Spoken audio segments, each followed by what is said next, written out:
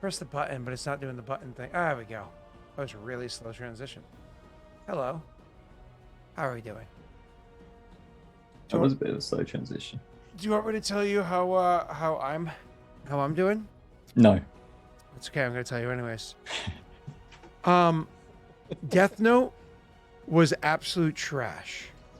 Why would you watch the adaptation, didn't you? Hold on. It was. I saw it a couple years ago when it came out. I was excited for it. It was trash. Full Metal Alchemist, I refuse to watch because I enjoying life. However, You watch Cowboy Bebop. Cowboy Bebop. Oh boy, I've heard some good things. it is so good. Like, is it Cowboy Bebop? Really, really good. Like, it's the best adaptation so far. I was enjoying the hell out of it. The characters are absolutely hilarious, as they are in Cowboy Bebop. The representation of the characters are really good. I mean, it's an anime, so you got a black guy with an arm. That's that with a metal arm. That's anime for you. I mean, think of every anime, right? They To all be have fair, now Cowboy Bebop is a little more on the progressive side because of its age featuring a black main character. There aren't many animes that like actually do that, which is unfortunate. But think of Jax from Mortal Kombat. There was think of Garrett. There was a from line Final I Fantasy. saw going around Think of- Twitter. What's up? There was a line that I saw, like someone took a clip and posted it on Twitter. It was like, "Oh, that's a interesting choice." Oh, what was it? Regarding it was the blackmail line. Oh, yeah. You have to watch the scene to get the character. Okay, She was a seeing that, it female was chick. No. That's very much somebody being like, I'm gonna zone in on these 5 words of this entire 7 billion word thing and zone in on these 5. It's like, oh, fuck you. It is very much she is a Chad. Like, literally, I paused the episode. I will say it's one of those things that like I will watch it to find the context, but like it's hard to imagine a context where that works. It works perfectly. Again. I'll trust you. If you like literally, like, so you don't watch the Friday night game, right? With all of them. But in that game, there was a chat made character, like a magic ring with a character talking in people's heads. Oh, who's Chad, super yeah. obnoxious. He was Chad, right? I literally paused the show to explain Chad to Brittany. Because there was because that same thing where that female character is such a fucking Chad, right? He like literally Spike literally points at her and goes, "My favorite person ever." Like it's such a good scene. It's so funny because it's not meant to be. It's not meant to be like a real line. It's meant to be like funny because it's so over the top and obnoxious. Like if you look at Chad's characters, they're what is it called? What is it called? There's actually a word. There's a phrasing for it. It's like it's more or less like jumping the shark twice. It's more or less when you make a joke that's designed to be offensive and it's just offensive. But when you do it like you more or less you make a joke that's designed to be offensive. And it's designed to be around that. It's like meant to be so in the well that it just works, you know? And it's stuff that comedians do all the time. And a lot of comedians try to do and fail horribly. But okay. Anyway, Okay. I can't think of the phrasing. But either way, it was, yeah. So none of you have seen it yet? No, yet, no. It is, and the actor, I can't remember the guy's name. He's from Harold and Kumar. The actor they chose. I've not watched a bunch of stuff, like Arcane, etc. that's come out recently. Is supposedly good because the animation in Arcane is phenomenal. Yeah, so I told such a Brittany, cool, unique style. I was like, I've not watched we have it two 'cause I'm options. trying to We're gonna save watch it. Arcane or Cowboy Bebop. She looked at Arcane, like the artwork for it, and she said, "I'm gonna hate this. It's based off a stupid video game." And then she goes to Cowboy Bebop, and she's like, "When was the last time you watched this?" I will say, literally the only way that it's based off League is that they took the names of characters and the designs of characters and their relationships. That was it. I tried to say that I was told that it's really good because I haven't seen any of it yet. I was told it was really good and that you don't have to play the video game at all to get the story. It's entirely unrelated. I'll I'll add one note for anyone in chat who wants to contradict me. Just so you know, we know for a fact the show has been in the work for like 4 years. So all the lore that's based around the characters was literally put that way because of the show. We know that for a fact. So it is very much they took the characters and went, let's make a show. That's funny. That's funny.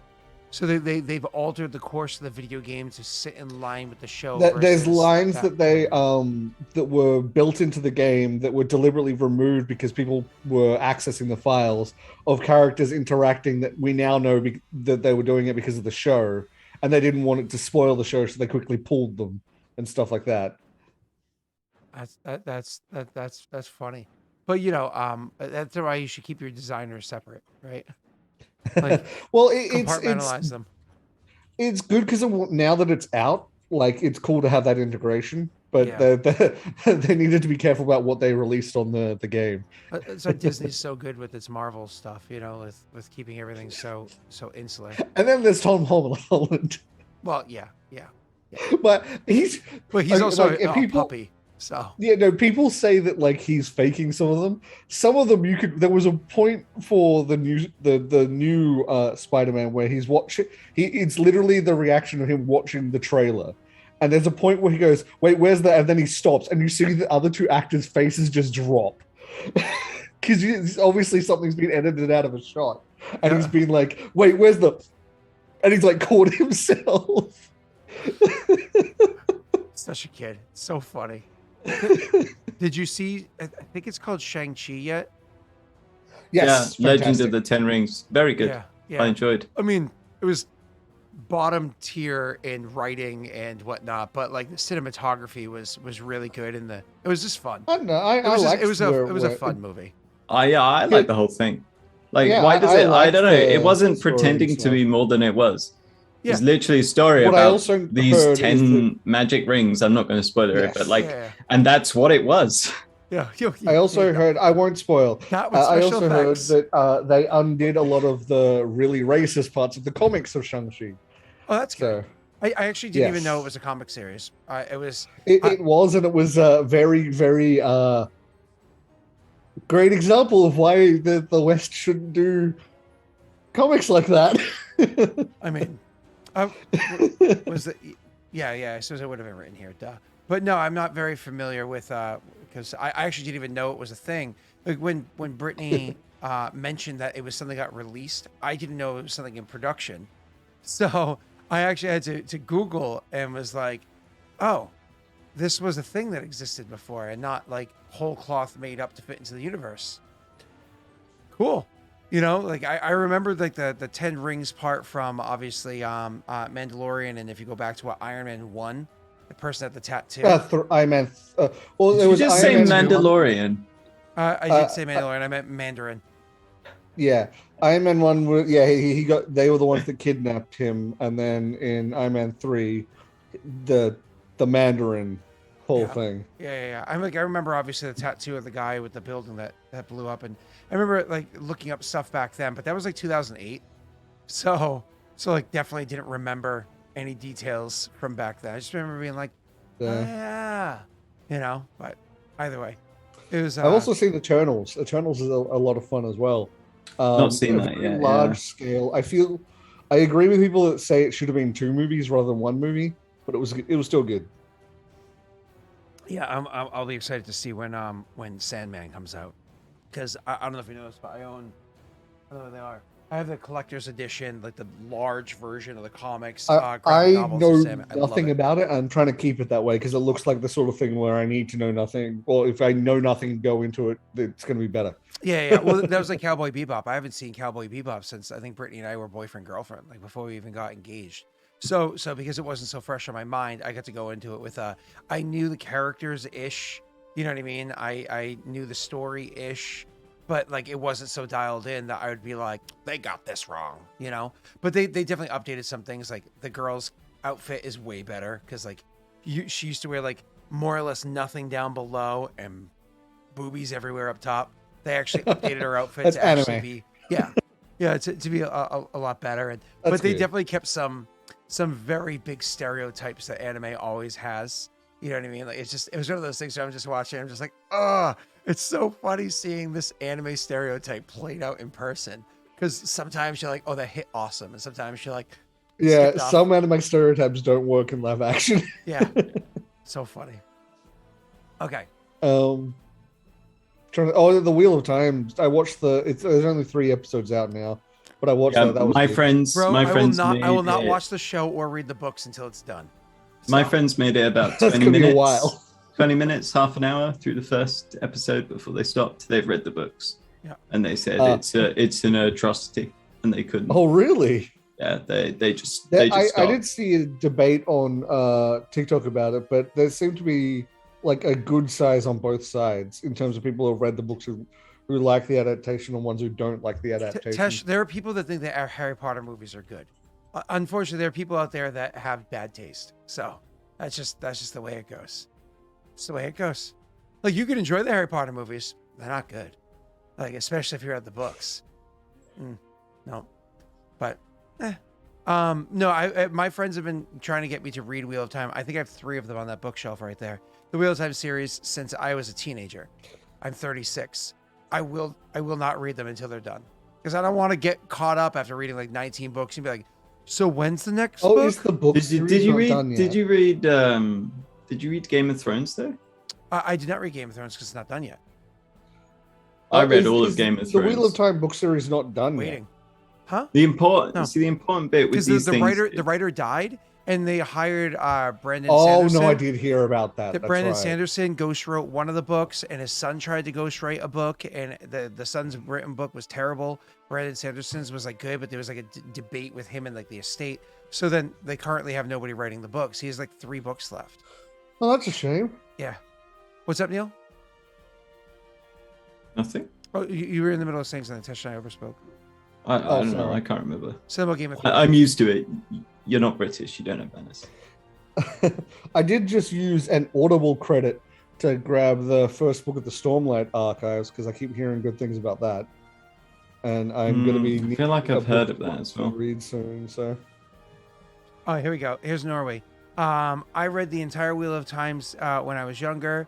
It was more a sunk cost fallacy. It was a sunk cost fallacy more than anything else. It started out okay, but dang, they are not good. The books are done and completed by someone else. So, not good. There you go.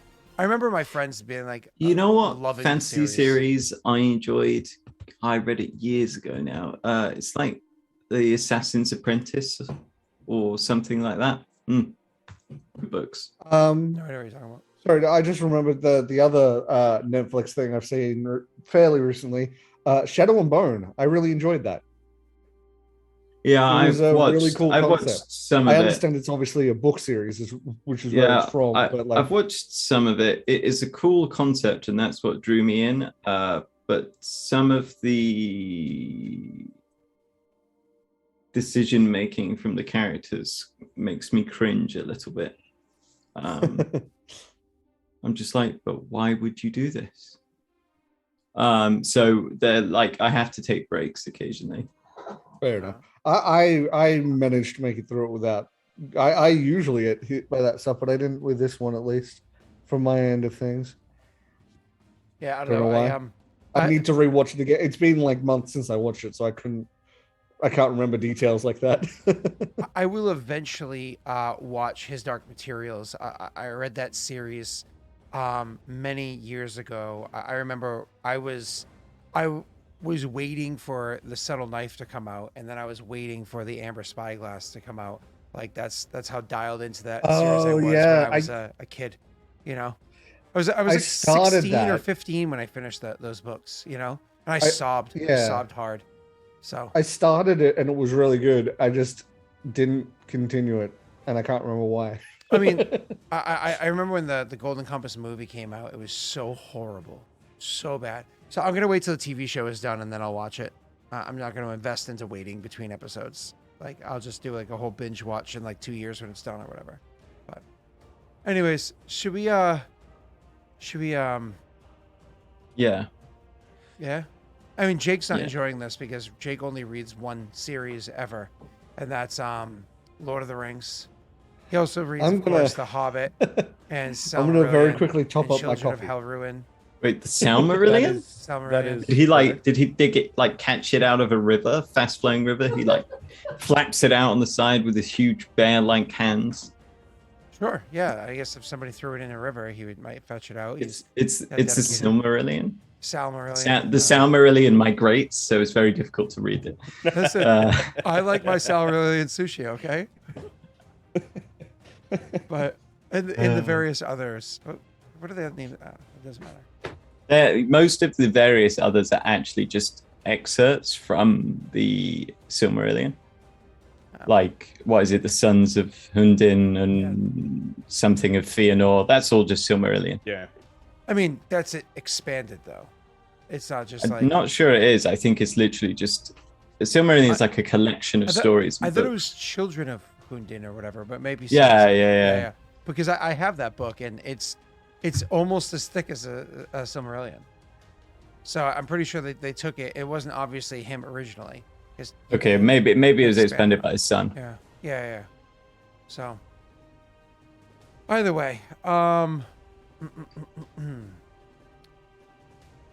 Jake, you gonna give us a recap, Scott? Yeah. Jake, there's more fantasy than just Lord of the Rings. I know you wish that you were living just a little bit to the northeast or whatever. I've already thanked you before for putting me onto the Ender series. All right. Oh yeah, and yes, that is a good series. So it's good. Sci-Fi though. I mean, the author is a racist, good. but you know, if you put aside the, book, fact look, that Orson Scott Card's a terrible Just person. look at the books, okay? Yeah.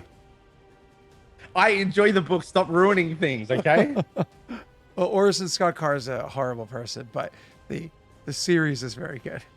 All right, cool. Where were we? Last week in Climë. You got like a little really slow screen down there that's like rolling up, and you're like, last week on, and the in Climë is so big, it's 2 words, so it's like in, and you're like in Climë. The teleprompter's slowing down a little bit. Gods. Let's see. There was the ceremony for crowning the prince of Last week on Inclame, the Yeoman here was coronated, with each of the 3 characters playing a role in that. Tesh as Galen was up on the roofs. Vigo was with the medics on standby, and Tristan was, for some reason, staring at the asses of the AC gnomes and lizard folk.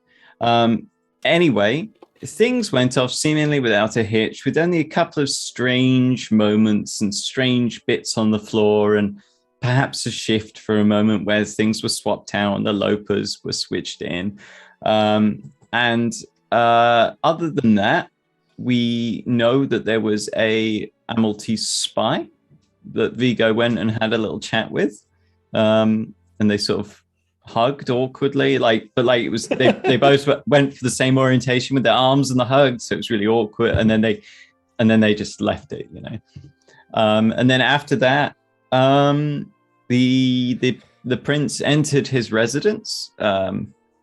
Went and spoke very familiarly with the Arcane Congress delegates, and then dismissed Triss swiftly. And since it came up, and Snugger and I were discussing it, there were no other guards in the room, just Triss. So it was just Arcane Congress delegates in there. At which point Triss was dismissed and went to see the Master of War because he was dismissed, and he was like, right, well, I'm done. And the Master of War gave him a stack of books and a sort of falchion, a short, slightly curved blade, single edge blade, to hide under the back of his cloak and take to the Master of War's residence, which I believe is currently in like a high-end hotel or some such establishment. I think that was the main gist. We met, and when I say met, I mean that in like we saw one of the 3 who said quite clearly in no uncertain terms that Yvonne's and her princes would be responsible for breaking a Malta and making sure, The I ice believe, wall. the ice wall would not be a problem again. Well, it'll be more than just it won't be more than just like a novelty to chill your drinks in a hot summer's day or something like that. Yeah. And so, In which case you're like, ooh, what's this ice comprised of? Like, what is this? Is it actual ice from like H2O, or is this like really cold methane? Like, what comprises this just ice? like, oh, You know, oof. That's been in a bad freezer. they misunderstand the chemistry of what the ice is comprised of. That could be really bad. It's just And ice, I will dude. poison the people in the summer. It's just ice. Is it though? Do we know that? Yeah. All right. It's just Say so. ice empowered by the negative plane. Come on. Don't make Oh. it weird. Okay. Everyone could do with a little bit more negative energy in them, you know. All of a sudden, Paradel's just full of Rayrins. You be nice to Chloe. Okay? You be nice to her. That's right. You don't give Chloe negative energy. Positive vibes only, Neil. Hear that, Chloe? Love. Scott's talking to you. It's okay. Don't worry He's about saying it. that You don't he's saying take- you don't take positive shit vibes from him. only. Yeah, that's right. He's just got excited because he just noticed that you're back there. No, I saw her sit down earlier. So, all right. Bless him. Like, shut up.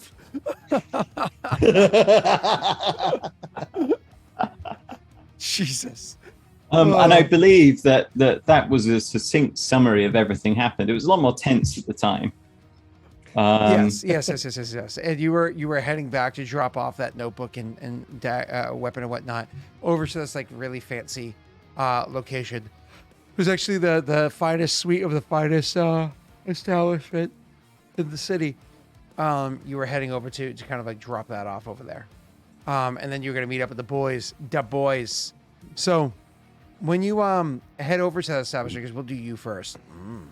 You're gonna head into the establishment, and as you arrive, the person up front, seeing you kind of like show up inside of your military garb and so on and so forth, they'll stop and they'll kind of like question you as to why it is that you're there. And it's kind of strange because it's a ceremonial day, and you're wearing like very fine polished armor, clearly the Paradel military. But the way that they kind of like stop and question you up front, it's one of those things where like, I'm not somebody of importance. I'm just a soldier. Like, let's be clear. It's not like I have some crazy high rank or something that people should respect or whatever. But They should. But the degree of the manner in which that they stop you kind of like throws you off. Like, oh wow, that was very prissy and rude, considering you're just walking in carrying packages. You of course will inform them who you're delivering for. They ask you a couple more questions. You answer them very flat, of course, like who are you and who are you and who sent you here? Like things that you would answer no problem. And then they escort you to his place, where you are then allowed into the suite to put them down on a surface that is just inside the door. So it's one of those things where the door is opened for you to place them on the table just to the side of the door. It's right there. And then there's a strong expectation for you to leave immediately. When Tris will put down the notepad and then fiddle around, and he's a big guy with an owlbear cloak. He's got his back to them and the door, and he will pull out the weapon, and it's in a sheath. He will just pull it out of the sheath a few inches to see. He's just intrigued. Like, why is this? Is there an inscription? Like, is it like a thank you? Or he's just curious. Yeah, so you pull the blade, and as you look, you can actually see the blade itself is this milky white color. Like it's a strange looking metal because it's this like almost like milky white color, nothing you've ever seen in a blade made from beforehand. Could you go ahead and roll me a perception check? Sure. Could you do me a favor and give me a handout in Roll20 for making beautiful. For making notes. I can, and you get nothing else from that That Scott's sad at that. He was like, he wanted to give me a little lore dump, just like a nice, little bit of seasoning of lore, like, great. For just you or for everybody, Neil? Just for me, for like keeping notes as Triss. Okay. If that's all right. There you go. Boom.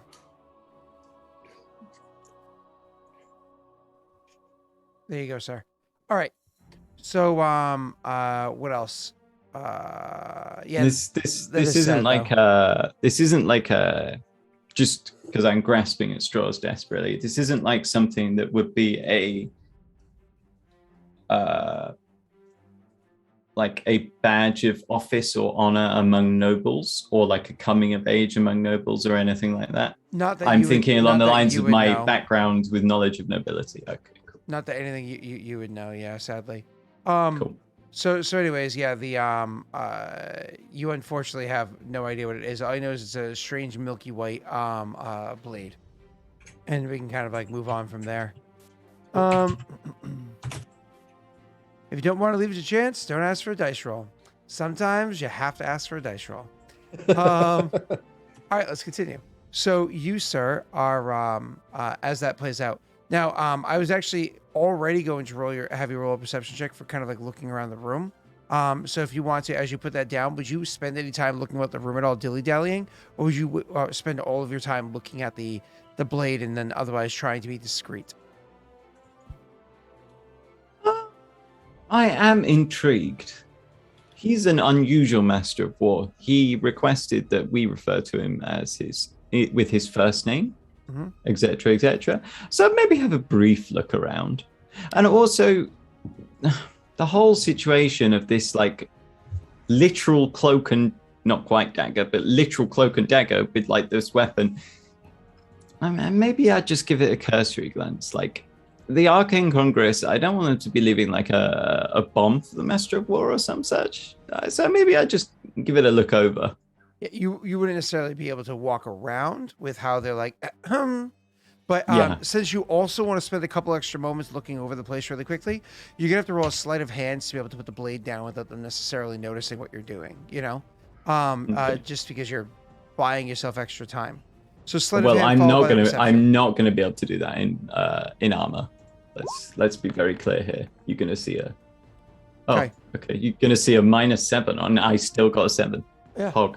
No. That's not terrible. So, because again, they're literally behind you, right? So they don't see exactly what it is that you're doing, which is like lifting the blade out of the sheath and whatnot. But the fact that you're putting the blade down would definitely be noticed. So I don't know if you intended for it to be a covert placing of the blade next to the books or whatnot, or like on the chair or whatever. But it would definitely be noticed that you're putting the blade down. Again, checking it out, they may not have noticed that because you're a physically large person. Roll me that perception check for looking about the room.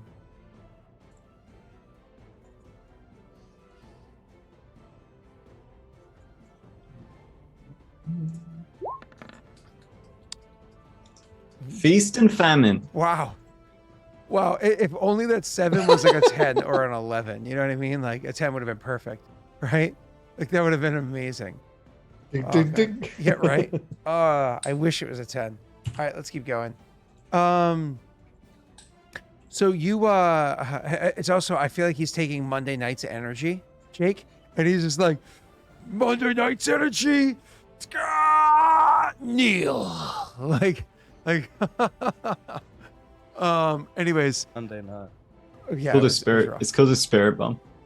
Listen, Nick, I hold my hands in the air, and every time one of them raises their hand, like for any reason, like so I suck up some luck. Something at least. My buddy Nick was rolling amazingly well. So with your 20 on the perception check, you look about the room, and one of the things that you are able to pick up pretty quickly is that there are several. What am I looking for here for the word? I suppose travel chests and suitcases and the like. That suggests that prepared for travel, or perhaps they've recently had their things delivered here from another estate, so they're effectively living out of a trunk at the moment, if you know what I mean. So perhaps the things just got recently delivered here, or perhaps they're prepared to travel, moving elsewhere. So it's one of those things where you look about the room and you're able to pick that up relatively quickly. But with your 20 total, even though crit successes aren't a thing here, I say that every time to remember.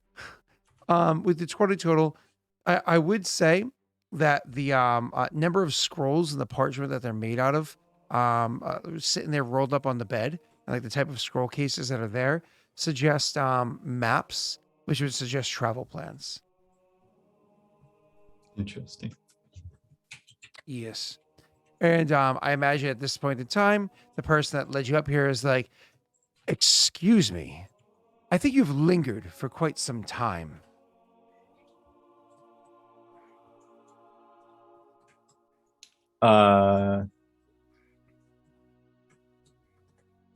Triss will turn and step up to them,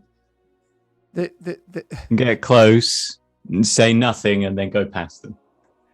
One of those moments where it's like, then you walk by, and then since that moment has passed, they'll continue with their little bit of snark and say, what is it? Always the lowborn that want to use all the fragrance of the potpourri. Click, click, like as they shut the door. Like, use up all the sniffs. It's called efficiency. It's a very parallel manner. Perhaps you should adopt it. They don't respond as they will walk several steps behind you, herding you down back into the lower floors of the place. I clearly, and with no attempt to hide it, dilly-dally. Like, I'm making them walk disgustingly slow. Oh God. And he will turn around and give them a shit-eating grin at one point. Like, he'll stop to like look at a vase with some flowers in, and then like turn at them and be like, "Oh my God, it's the worst of the escort missions in games." Oh God. It's what is it when like you're just trying to lead them through this like woods and then they go running off? Oh, a flower! Oh no! Come back! When your walk speed is slower than their speed, but your run speed is faster than their speed. You can't match. Why is there not a match? The worst. That's why I don't play video games like that. So there is a game that lets you match speed with people you're with. I can't remember what it was. God. Probably World of Warcraft. No, it's not that. One I was playing recently. One I was playing recently made it so that the person you were escorting matched you, and I was like, "Isn't it Witcher? Isn't it Witcher? When you're with other horsemen or something, I don't know. It's a game similar. Oh no! Anyway, it was Cyberpunk. When I started sprinting, they started sprinting, and I was like, "Holy shit, this is amazing!" I play Cyberpunk. Sorry. Yeah. You're good. I've not either. So, where were we? So I was leaving slowly, and I imagine you're going to join up with the other two. Yes, I suppose so. There's not much. Jake overheard some words, but otherwise was completed where he was inside the medical area, and didn't seem to be needed. Tesh, do you hang around? Do you linger a bit more? Pardon me, a little bit, but I have something I do want to investigate. So how long is a little bit? A little bit. So the main event's over. I imagine some of the crowd's starting to disperse. I'd wait for a little bit till like how much of an event is happening after the They just put on a display for a little while of, like I said, it almost looks like fireworks, like a magical display to entertain people for a short period of time. But even during that, some people would have started, during his speech, some people would have started walking away. You know how these things go. Okay. And in that case, I definitely probably filtering relatively quickly. In that case, I probably would go to investigate the thing I wish to investigate. So you wouldn't stick around any longer? Okay. So yeah. What would you go to investigate, sir? That patch of road that was a square that seemed to shift. Sure. So I would like to go investigate that. Sure. So you go down there, and again, spend a couple extra moments on the roof, which you can easily do. You'll be able to You're gonna want to trigger another invisibility or whatever it's called, chameleon. Yeah, cool. But you're gonna be able to easily make your way across the roofs and look down and really spend a couple extra moments to find it. It's difficult because the crowd's there to like on top of it and whatnot, and it's also difficult because even though not only the people on it, not only are the people moving around a bunch on it, which makes it hard to find, but they're also kicking around the dirt enough that you're like, I'm pretty sure it was right here, but it's hard to keep track because there's so much topsoil, if you will. Go ahead. Okay, and in that case, what I want to do is I'd want to like lock onto like where it is to try and figure like make sure I see where it is, and like link it up with something nearby, like a building window or something that's like next to it, just so I can I could go. It's there. It's lined up with this building here, sort of thing. Go down to an alley, drop the suit, and I'm going to go out in all my armor and stuff, and go to it, and sort of just stand next to it, sort of keep people to go around me instead of over it, sort of thing. Yeah. So You're gonna sniff it, lick it. First things first, I got to stop people from disturbing it. So I'm gonna go stand on the side that's facing the coronation, just so people go around me rather than straight over it. Yep. I mean, it's wide. True, but at least if I have so people are a definitely part gonna of it. But yeah, you'll be able to be there. So you drop down there, make your way down and whatnot, and you go over to that area and start trying to investigate it. So what specifically are you looking for, sir? So the edge, first of all, I want to know. I want to like, is it like a indentation, like because I saw this thing move, or I think I saw this thing move. I want to find out whether it went down or whether it went up or whether it went from side to side, sort of thing. Just sort of feeling the edge. Sure. So because the edge has been so tromped on, like I said, try to find that edge like that, because the topsoil, if you will, was or the dirt, dust, whatever it is, was kicked around so much, it's gonna be a little difficult. Go ahead and roll me a perception. Okay.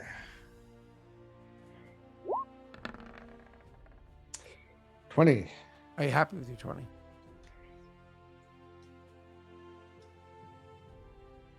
You know what? I'm gonna roll luck to see what we have for today, because I want to find this. Oh wow! Okay, good to know. You knew exactly where you were looking. So 20 is perfectly fine for finding the edge and whatnot. So I mean, finding the corners will take you a couple extra minutes as opposed to moments. Yeah. Because again, it's hard to find like where it stopped, but definitely finding at least a line. Like you said, with your back towards the coronation. Sorry, with your face towards the coronation, starting at the beginning part, walking more or less against the people. You are able to find that first line relatively easily. Okay, cool. I want to start sort of like if it's like a sort of gap that I can't get fingers in. That's, I mean, the first thing I want to do is start feeling around to see what sort of gap it is. Is it like a tile, a gap in tiles, or is it like a gap in a trap door? Or is it is it like a flush gap, or is there an actual gap sort of thing? Yep, no, you're fine. So again, this road here is dirt, because most roads, would be dirt, right? The road here is dirt, and so they when you're looking down at it, the it literally is just kind of like almost, I mean, at first again, it's so tromped on that you're finally able to find like a patch that's relatively clear, and you'll almost like take out I believe you have your bastard sword with you, whatever it is, and you almost like redraw the line in the sand, and it very easily redraws. As you can imagine, if somebody were to literally draw a line inside of dirt outside your house right now, and then kind of stomp on it a little bit, you'd be able to relatively easily, almost like there's like a memory to where it was that it was separated by the blade. So you can definitely find that line and rebolden it in a small area where people aren't stepping on it. One of the things that you notice is it's just as far as you can tell that that dirt in the immediate area, and it digs down fairly deep with that, again, same kind of ease, about 3 or 4 inches deep. You know what I mean? But like, how hard would we be trying to investigate this? Well, fairly well. One thing I would want to do is, can I sort of hit the middle of it and see if it sounds hollow? Yeah, it's gonna be. You're gonna want something a lot heavier because again, it's a big dirt area. So to try to Yeah. hear hollow, you almost need like a maul. You know what I mean? And I don't mean a mole. I mean a maul. I need a Tristan to come jump on it. Yeah. Just walk into the middle of it and just go. just jump on I it. mean, I don't know if that. Yeah, I mean, I Nothing honestly, else is going to generate more like concussive force than you just that's doing not a a bad big idea, jump. honestly. Just sort of feel if it moves at all when I do that. We all know Gallon's a big boy. If you know Not what that I big, mean. but interesting. I wonder if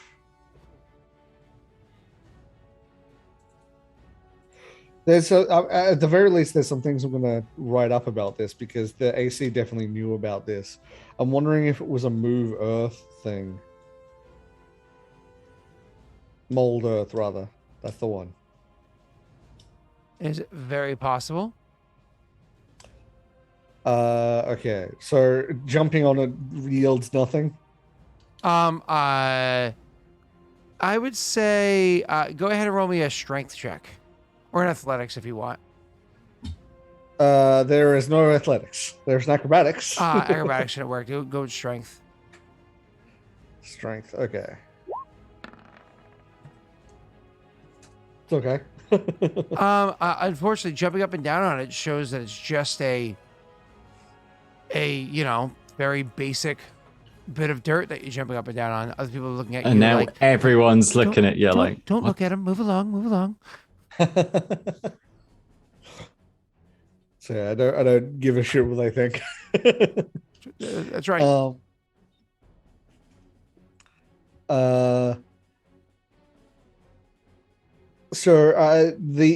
you say the edge goes down pretty deep is what it feels like. Si, senor. Okay, so this is in that case, I'd sort of stay to try while the crowd's still dissipating to try and at least preserve this long enough for me to report it.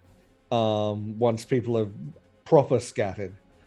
Because if I don't, people are just going to keep walking on it. So, where are you gonna go? Once like people have dispersed enough, I'm going to take good note of where it is. In fact, actually, can I auto hypnosis where it is? Yeah. I mean, honestly, you don't even need auto hypnosis. You can just be like, "Oh yeah, the brown building." So across I'm the red taking note building. of exactly where it is. Yeah. And then I'm gonna go. Well, report to either Vigo if I can find him, or if not, this is something I might bring to the Master of War. Okay. So finding Vigo, you guys would always have a fallback point, a place where you go and kind of meet up with one another. I imagine Vigo, after he was done with his responsibilities, would be heading back to his own room, if you will. But yeah, he would be That okay. is correct. I'm gonna stop by and just make sure that guy's doing well with his sandal shop. And give him a wave and smile and continue The on. knowing not, like the gif of that guy who's like slightly side on, like. Yeah. Is that eye contact? Are they both smile and nod? It makes me think of the old meme with the guy walking with his girlfriend, and it says like the party, the campaign, sandal shop, like ooh. Anyways, in that case, what I'll do is I'll write when we get back. I'll write up a report on everything, That is a including perfect gift. that is perfect, including the specifically including that the Arcane Congress mage knew about this block and said and seemed to indicate to the others not to worry about it, which is interesting. and you said you're going to swing by who to tell this to? Sorry, I was laughing at the gif. I'm gonna write a report to Write a report, gotcha. Absolutely. Yeah, I'm gonna, because what I want specifically want to indicate is exactly who knew about it, Mhm. because after the event, surely they can ask why this happened. And Because, this is addressed to the MOW, correct? Yes. Okay, cool. Thank you. So you write that report up, I imagine, when you go back to your actual room. Yes. Okay, cool. So let's flash forward then to you guys head back to your room. Because obviously you swung by, you stayed there for a little while. Neil had a responsibility. The first person to get back there would be Jake. You know what I mean? He was just kind of like, I'm good, out, and he left. What do they call that? An Irish goodbye, right? When you just like peace without saying goodbye. So people are like, "Where's Jake?" Anyway, so Jake would get back there earliest and would be able to kind of like get himself comfortable, which is more or less to bathe away the fact that he was surrounded by a bunch of people. And the other two of you would be joining up relatively quickly thereafter. Feel free to share information, do whatever it is you want to do. Jake, you can set the stage of where they find you. I imagine enjoying a nice Chianti with fava beans. Yep. You make that noise again. Sorry. When he's getting, he's probably just in the main room, probably having something to eat, whatever they got It's a good today. point. Yeah, he's definitely got a book in his hand, writing something. In it. Callan will probably join, getting a meal for himself, and just was yours as uneventful as mine. I wouldn't say that. Had a friendly conversation with an Maltese spy, but apart from that, yeah, not much. Oh, that fair Chris enough. gives you a look.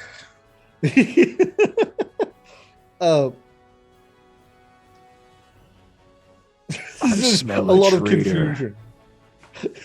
That wouldn't be the first thought. The first thought would be like, this is either a joke or something happened, but it doesn't need to know. I don't know. Noting your strange expressions, Vigo says, I caught sight of him on the roof. He was invisible. I reported it, and I was told to go check it out. And then, like, I'll list the roof that I kept seeing the door flap open and close. Was that roof? That was that roof. Yeah. That explains a lot. Yeah. Centurion of War told me to go check it out, but they weren't going to deal with it now, as they didn't want it to upset proceedings.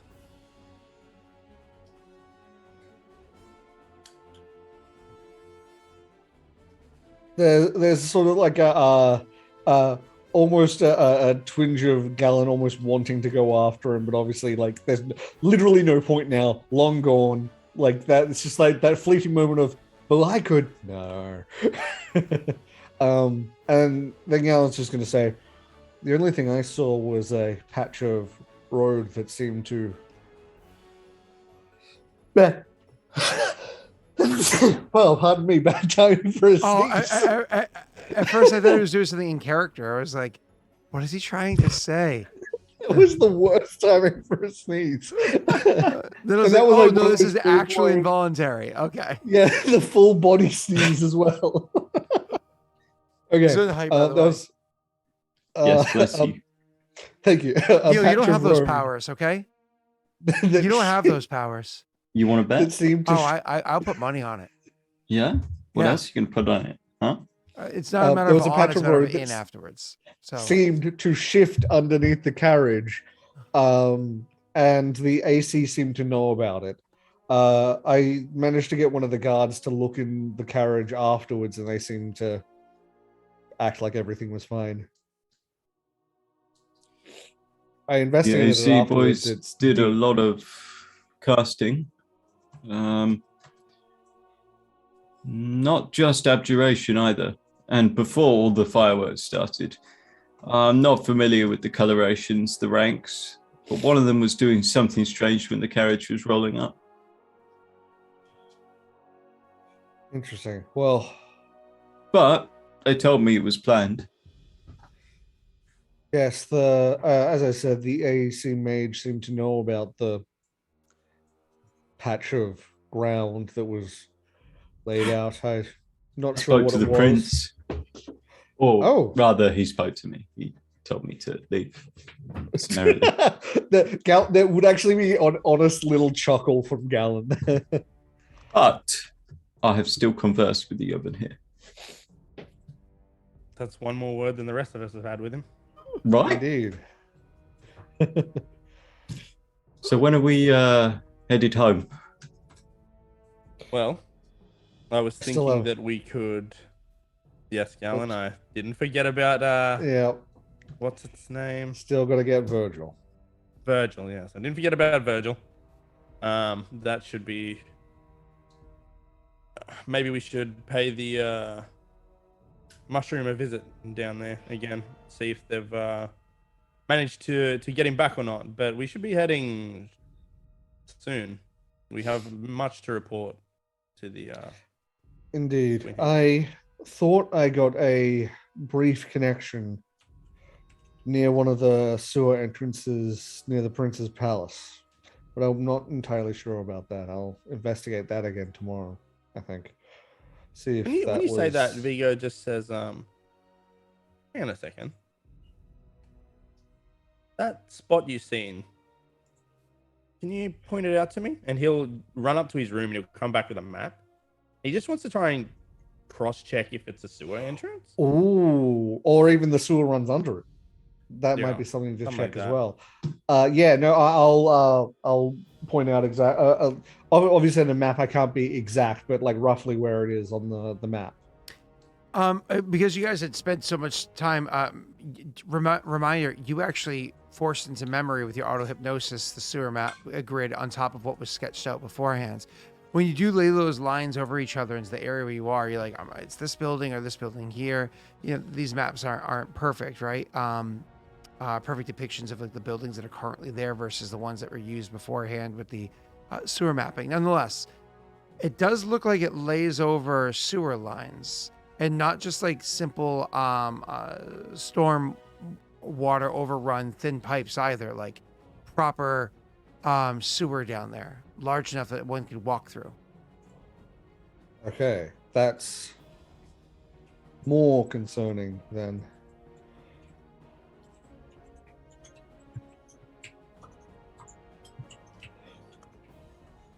It is and it Well, isn't. It's that's true. It piqued my interest because you saying that reminding me about Virgil just kind of triggered something. But I mean, they could have blocked it up for the very reason the carriage is going over it, and maybe that was some type of spell or something to make sure it stayed sealed. Maybe. Well, we can make sure we go by that when heading down into the sewers, maybe. See if we can check what's on the other side of it. Chris, who was with the prince? You've seen him. What do you mean? Oh, you said you spoke with the prince. Oh, right. Yeah. He came into a bunch of the AC delegates, which I was, of course, with. And he spoke to them real familiar like. And then he noticed me. And he said, in no uncertain terms, fuck off. Ah. I'd be willing Not to too- bet Gallen's paycheck that he's a member of the AC. Just so you know, his Yes, paycheck that is is my is thoughts too. excellent. So Hey, when we get back, maybe it might just be whatever's after. Excellent. Just saying. You did a good job, We'll see. Scott. That is, I'd be lying if I didn't think that's a little concerning, but some of the stuff that he said, I appreciate. Some of the stuff you brought to light, I appreciate. That's good. I, on the other hand, just want to get out of here as quick as we can. There's I was too many thinking AC about here. that. Fastest way to get back, fastest way to get to a main river. Didn't spend too much time there, but there's a river that runs through a deer. I was stationed there. We could simply get a boat down to the shore and then just get a boat from there to Check's name, McGlynn. Is that where we set off from? Yes. Yeah. McGlynn is where we work out of. Jake. Obviously you overheard some shit last session. And they mentioned they spoke to the person and they mentioned the Slumbering Queen. Did they actually say the phrase a deer? I don't remember. I don't think so. Oh, I can't remember though. Like, you must thank the Slumbering Queen for da da da da. He said something about expecting the same hospitality when they go east, maybe? Yes. I don't know Yes, if it was that is a what he deer. said. Yeah, I go east, not when I visit a deer, right? Yeah, he did say when they go I east really because I don't. remember quickly. I remember quickly doing the. Okay. Okay, there you go. Apparently, he does, like, in the name of the Father, the Son, and the Holy Spirit every time we mention going east. Yeah, that's It's like totally what Nomine that is. Patris That's Spiritus not Sancti. north, south, east, west. Oh, okay. I'm pretty sure it's a Nomine Patris Spiritus Sancti. I'm almost positive.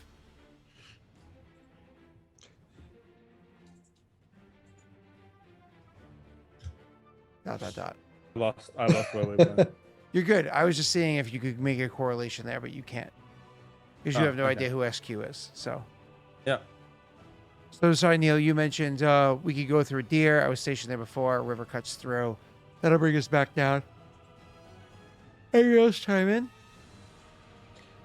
I don't know We a did faster plan way. to go. Yeah, we did plan to go back through Paradel. So, I mean, if it's quicker, why not? All right, cool. Does get us on the rivers, which will give us a lot of leeway as far as having to travel through the rest of the lands. Wait, wasn't the last thing I'd heard about a deer was that it had an undead problem? Yes, but Yeah, we dealt with it. but Neil told you he dealt with it. Okay. All right. Okay. That said, this is our only opportunity if we wanted to look for Gallon's friend. Yes, as I said, tomorrow morning, I think I'll make sure I get on that. Three things. One, the red light district. Two, the sewers. And three, Gallon's old teammate. Those are the three things that were left in this city that you had interest in. Why do I care about the red what light about district? my old teammate? That I don't remember anything extra with that left. Session 0. Oh, that right. I mean, That's in I your bag. left a note about where she is for Jen Marlis, specifically in a place where Jen Marlis will find it, not other people. I think the plan was, though, if we remember with that, because we spoke about it, we were going to do our job, and then once we got leave, which we assume we're getting some leave when we get back. I mean, we could be wrong, but we were free to check it out. The way Gallon spoke about it is if we were going to go back through Yvance, then it was something they could investigate, but he's not going to move things away from what we're currently being ordered to do to go do that, essentially. If we do get a chance, he'll take it, but he's not going to risk current operations. Okay. As far as the red light district, I guess there's a bit more we could learn there about We've done our where. job. We don't need to fuck around, I reckon. Yeah, I don't think there's too much more to learn. We know where they escaped. We learned a lot about them. The red light district was mainly to figure out where they escaped anyway, and we kind of already knew it was into the sewers.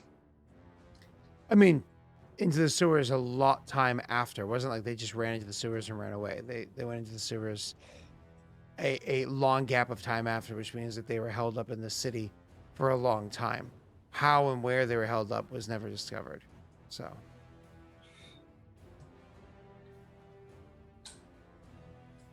Okay, so I guess there is a bit more we could learn there. It doesn't mean that It's you whether guys we're necessarily care willing about to, that because yeah. you did your job. So that means you don't really care about the friend locked in prison thing because you're gonna put sick Jed Mollis on them. You don't really care about the red light district thing because you're like, we got enough information with the RC crew, we're good.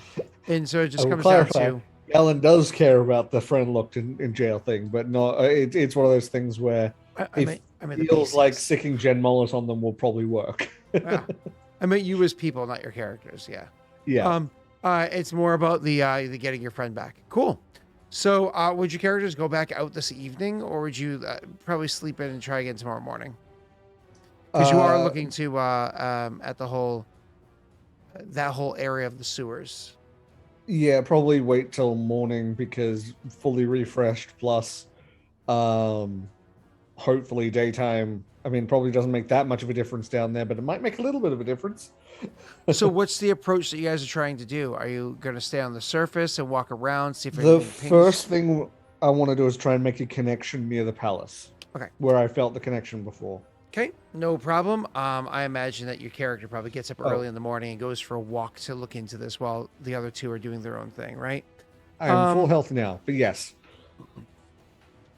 And why don't you go ahead and ask somebody in chat to roll me a D1000? Otherwise, the other two are going to eventually join you. Who we got in chat? Okay. How about Ashton Phoenix? And Jake, you want to do me a favor? You had mentions like how it had lined up to the sewers down below. Was your hope in trying to actually go down there in the sewers? Fuck no. Oh, I would, as Snaga said, I would hand my report into, while going to the palace, I would hand my report into someone to give to the Master of War. Of about course. the dirt patch. Who would you give us? Would you actually like go to the Prince's Promenade because that's where you are to have it delivered to one of the guards by there? Well, I needed to go to the prince's place anyway to try and Correct. do the connection. So Correct. So you would do it that two there. birds, one stone. Are you That's going that's to hand no a going. report That's no into- going to the Master of War. Yeah. Let's go to the Prince. Well, the Master of War currently has their office inside the Prince's home now. Yeah, but he's The gone Master of because War's, he's trying to do a runner. Inn. What's up, Jake? Master of War staying at an inn. Correct. I don't think Neil actually told you guys that though. But we know he's not living there because they're not living quarters. So would you deliver to the Promenade for his office, or would you go and try to find the inn where he is to have it delivered to him? And it looks like Ash if I is knew there. about the inn, I'd probably take it He's to the working. inn. Okay. So to the inn instead. So kind of like after you're done doing the other task. If if I knew about it, then I would. Yeah. Okay, so and that final report kind of gave like all the other details, whatever that you had done there. Cool, thank you. So first and foremost, let's go to the choose somebody else for the D1000. Ash is working right now, Oh, my bad. Okay. Let's Naga. and the D1000. when you're over in that area, trying to investigate, whether or not you get a pip. Jake, what is the approach for how it is you wanted to investigate the sewers if you have zero intention of going down there? Oh, I don't care. Oh, It was just a thought. poor Gallon. Put it this way. Oh no, we're gonna go in the other way where Gallon had spoke with the mushroom about having them return the crystal to the mushroom. But we've got a very juicy bit of information, right? Something that's probably not known by very many people That's at all. true. Yeah. Why am I going to put unnecessary risk at dying and possibly losing that information? That's a good point. I can get more mundane stuff about you know, why? Where does this sewer go? Is there a thing there? Did the regicide people stay somewhere else? But the thing that really matters is what we found out. That's the big thing. Sure. So you I don't like the way you say that. as you're walking around that area. You need to use a better tone with me, boy. I am your elder. I am your elder. So anyways, what was I saying?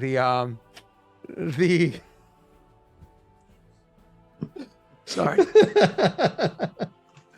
So I was just laughing. So when you are walking around the area, Tasha, unfortunately, you don't really get that same ping that you did that day. All right, back to the sewer entrance then. When you head back down to the sewer entrance to speak to the shrooms that are down there, who walks up to breathe deep their spores? I will. Okay. So you go walking up to them, and it's one of those things where your crystals like falls off your face or chink chink chink chink chink, right? And then you walk up to it and you like you're taking a really hard hit off of some already charred flour or whatever, and you eventually things kind of reaches into your mind. Do you want to speak first, Tesh? Yeah, I'll just say, have you had any contact with the main? There was a word they specifically used, which I can't Colony. remember. Thank you, main colony. We have had contact with them recently. And was there any word on my crystal friend? If we're going to be honest with you, the talk of the crystal did slip the mind. There were other details that took precedence. I appreciate that your home was invaded by the Arcane Congress because they had stuff to do underneath the coronation. But that doesn't change the fact that you're thieving scum. Okay, now give back the crystal, and we'll be on our way. Can I know what this other information was? That's not a danger to your colony for me to know. There were the three-armed beasts. They generally avoid us, and we avoid them, and are able to live somewhat harmoniously in this great world that we have down here beneath where it is that you stomp around above. That's a shit demon. I'm not going near a shit demon. These beasts were herded through and used to clean out all the succulent nutrients that could be found throughout some of the tunnels. They were used to attack our colony and push them at bay. It was just yesterday's time. Many of our colony were unfortunately uprooted, never to be returned. They had to take to flight. They had to flee. The fucking Arcane Congress are the bane of my existence. Oh my god. Okay. Well.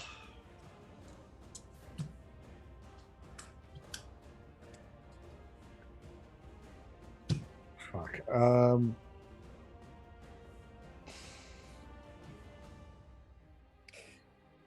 Do you know what?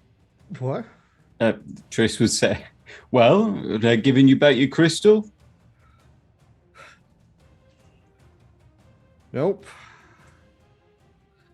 And I would relay the information to them that about the three-armed creatures coming through and being herded through and cleaning up the sewers and attacking the Mycen.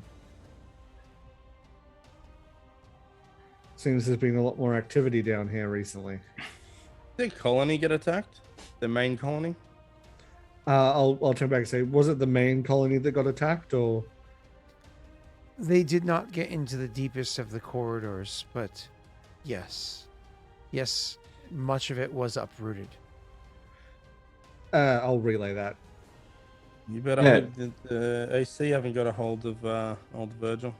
Look, we're sorry about their colony and all, but like, really, it would be good if they could just return our stuff so we could go on our way. I'm with Triss on this one. I mean them no ill will, but we've got a mission to do, and some of this information could save lives, change them at the very least.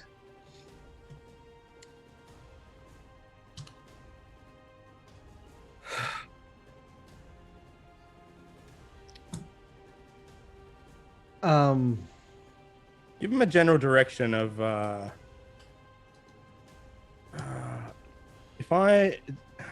can I kind of place where we are in the sewers? Yeah, you have a map. All right, yeah. Well, I'll relay to Gallon. Ask them if their colony is in this direction, and he'll point out that part where Gallon's seen the thing. I will answer.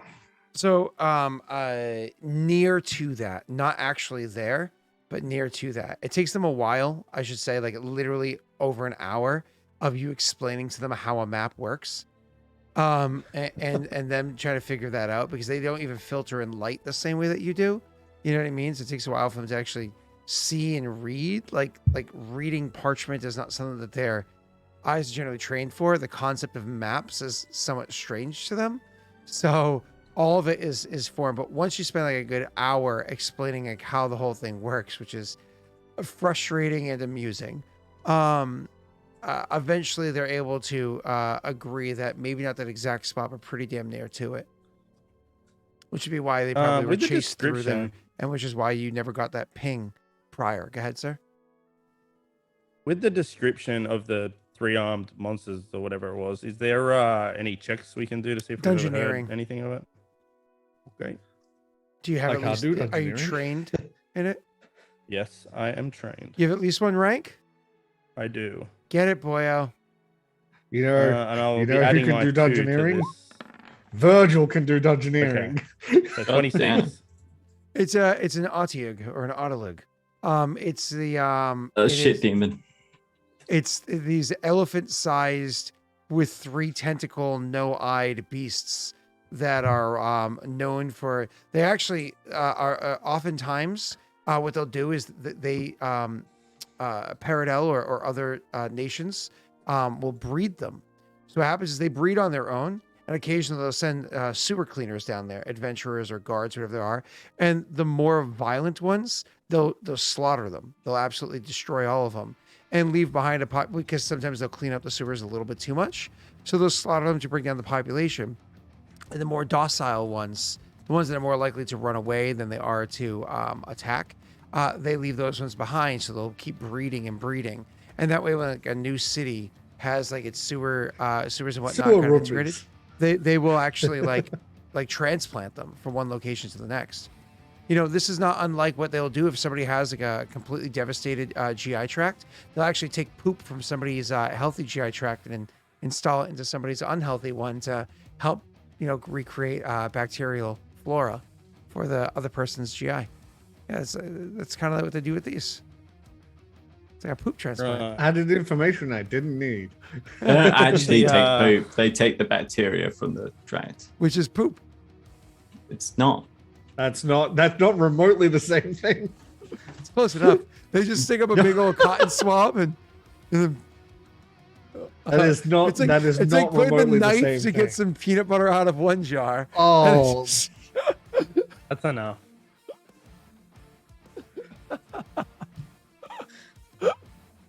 Sorry. You can share that imagery with your little lady friend. No, just call it little. Yeah, little. Yeah. Wow, that's rich coming from you, isn't it, Scott? Considering you get are it because he's short. I'm not. Go ahead, sir.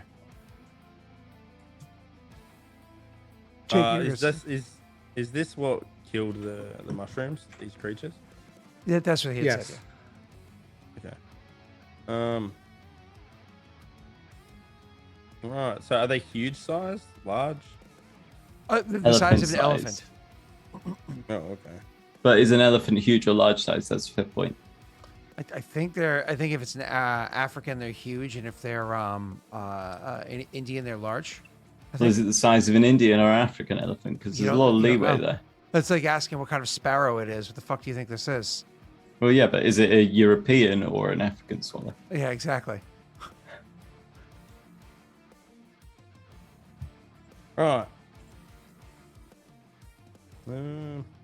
I mean, we actually know it's an Indian elephant because the size of the sewers precludes an African elephant.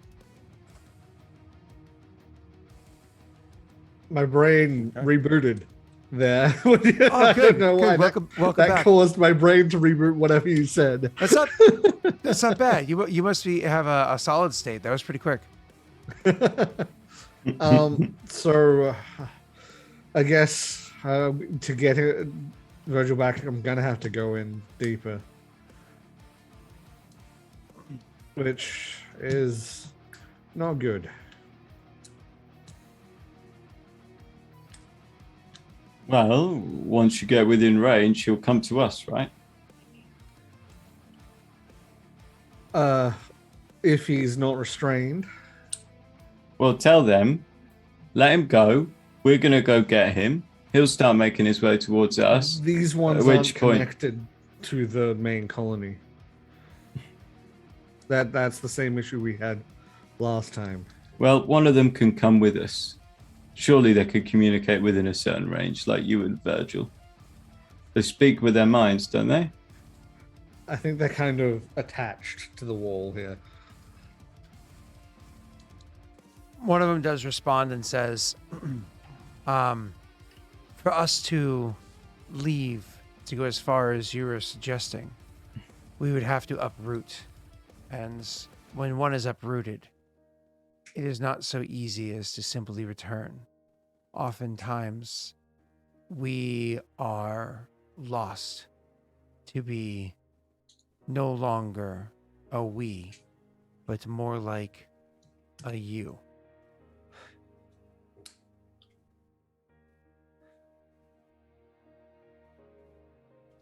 I presume you relay that. Yeah, I would. I would relay that. Sorry.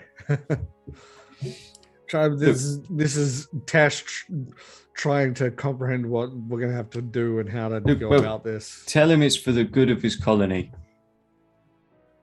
If one of them comes with us, then Virgil can come out quicker, and we don't have to go into the colony, do we? It would mean that there'd be no miscommunication, and we don't want to have to defend ourselves if they attack.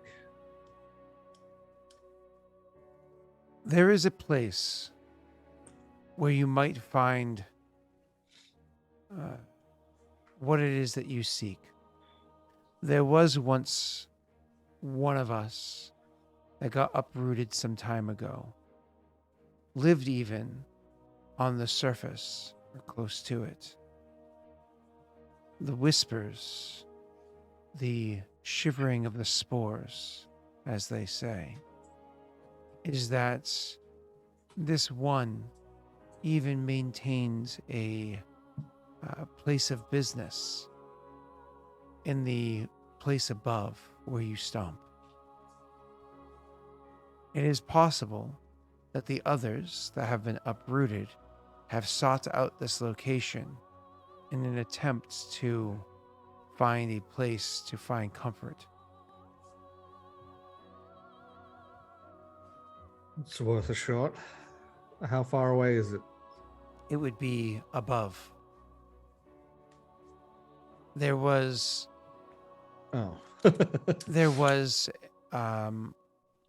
again, as the rumors go, tunnels that connected from this place above to down below that this one would use to travel between your world and ours.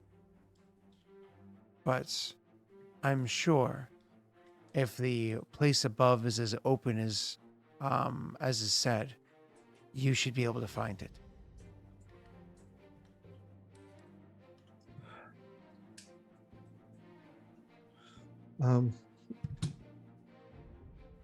He said, "We're sure."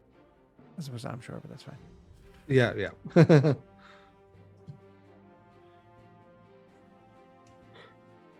What do you guys think? This is Tesh's brain running slow today, so. Does he want us to go through the tunnels and more or less come Nope. up? He's No, saying he wants us to go find Above. wherever it is above that. supposedly a they're shroom saying. had a shroom apparently had a shop somewhere up above. That's what they're saying. Oh, well, that's I was gonna say that's gonna be extremely difficult to find because there's lots of places of business, but at the same time, how many are run by a mushroom? So, But yeah, be a fairly unique thing. yeah. So it's probably worth a shot. At least that would keep us Definitely. out of the sewers for a little while longer. Yeah. All right, let's see what we can do. Okay. Thank you, and please, if you do have any more contacts, and the opportunity is for them to bring the crystal here, please do. When you guys go up above, obviously you're gonna be looking around for exactly as Jake just said. Hey, yo, where's the shroom shop? Where's the shroom shop at? I'm just going to very quickly be right back. Yeah, you're good. I'm also going to pop upstairs in a little bit to get coffee, but first let's get through this. So looking around specifically for the shroom shop, why don't you go ahead and roll a diplomacy check, because that's how you gather information.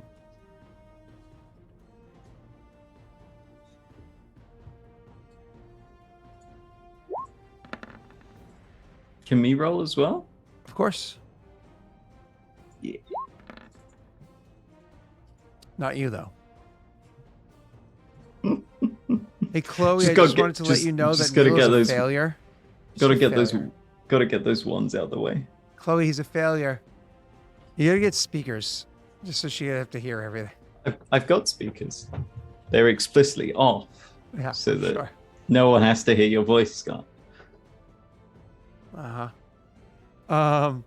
And I'll roll for a gallon because he just stepped away. I'm back. What am I rolling? I'll just roll for Tesh. Tesh abandoned us. So No, what am I rolling? I'll roll his diplomacy check. I'm gonna roll it right here for you. Nope, I beat you. Oh, what the hell? hell?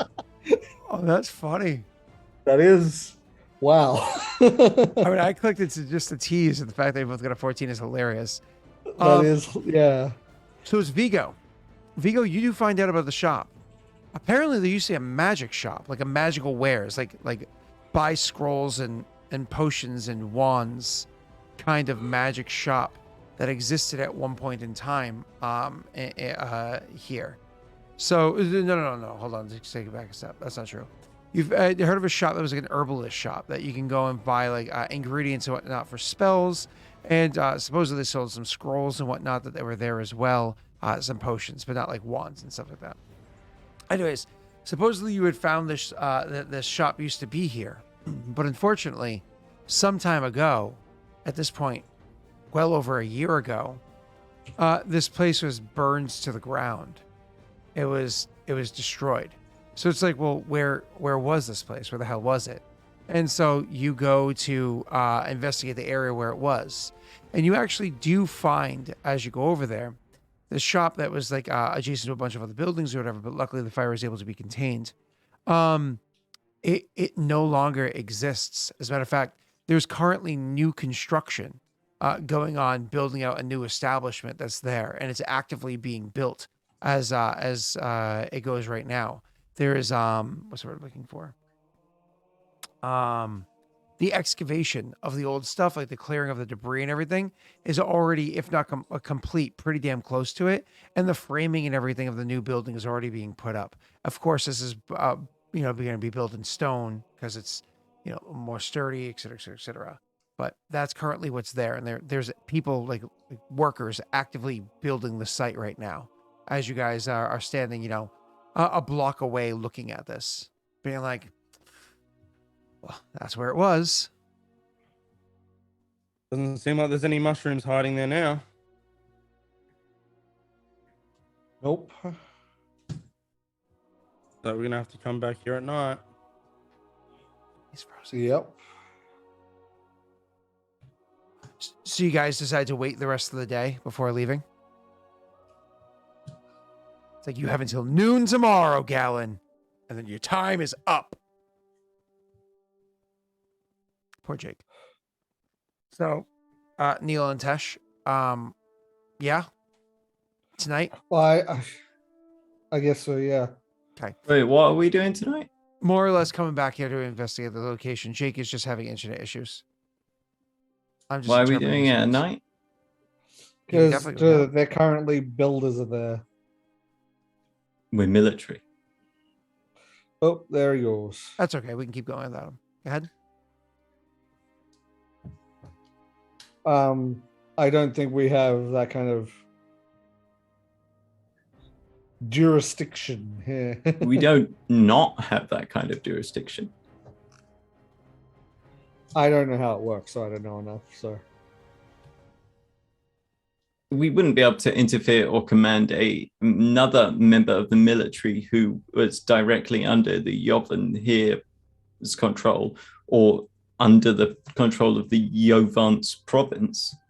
However, we're still members of the Peridel military.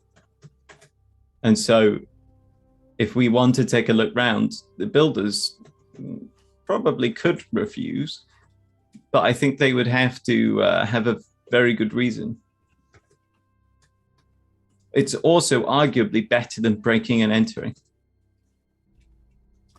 So Neil is saying throw your weight around either diplomatically with charm or almost being like, you will show me around, right? I mean, Using this intimidate. place burnt down. We literally just walk over there and be like, hi, we're from the military. We just want to have a look around. okay. I guess Rather that's than true. breaking and entering, which is clearly illegal. I guess that's true. Yeah. At the very least, trespassing. I guess the yeah, we could do that. Okay, sure. So Neil, you want to step up since unless it's Vigo that's because both of your characters are definitely feeling that like I need to move now. We need a return. Which of your characters would want to approach this either diplomatically or again, like Neil's saying, almost like throw your weight around without demanding, but at the same time being like, you're gonna show me around, yeah? We'll let Triss take lead. Okay. All right, Uh, Triss.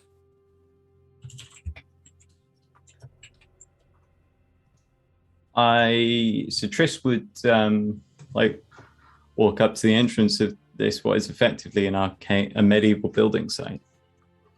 Grab anyone and ask, who's in charge here? They look about for a minute and they go, looks like they're sleeping in. Couldn't hold it last night, you know. You don't mind if we have a look round? Is it official? Because Not really. kind of does the whole scratch the back of the head and goes, I don't know. Without the boss here. Now the boss, you don't want to make the decision. Fair enough. Well, you tell him I made the decision for you, yeah? He'll amiably put his hand on the shoulder. Lads, and Vigo will start counting out coins. Oh, what was the question though before you count coins? Is this like Was something there a about question? breakfast? He's I think. something about lads. I don't know if I he... say, like, Oh. go and get some food, lads. More or Oh, less, as he gotcha, says, I made the gotcha. decision for you, and he More or counts out less, some coins. more or less like you're walking up to a working crew in Boston and being like, hey boys, Dunkin' Donuts on me. And you hand out a gift card. And because it's Boston, they're all like lemmings. Like, let's go to Dunkin' Donuts. No, I don't think you understand. If construction starts, But they're all the bricklaying lemmings. They just walk along. Just, Duke, Duke, Duke. Listen, seriously, if you start getting paid at 6 a.m., that means that at about 6 a.m. you pick up your buddy from his house. At about 6:35 a.m. you get to Dunkin' Donuts and you order your food and drink. At about 6:42 a.m. you're sitting down and eating your drink and drinking your coffee. Then about 7:15 a.m. you get back up to order your next coffee. And then finally you're at the job site by 8 a.m. and you got paid the whole time. So that's construction in Boston. Works so efficiently. So moving on. The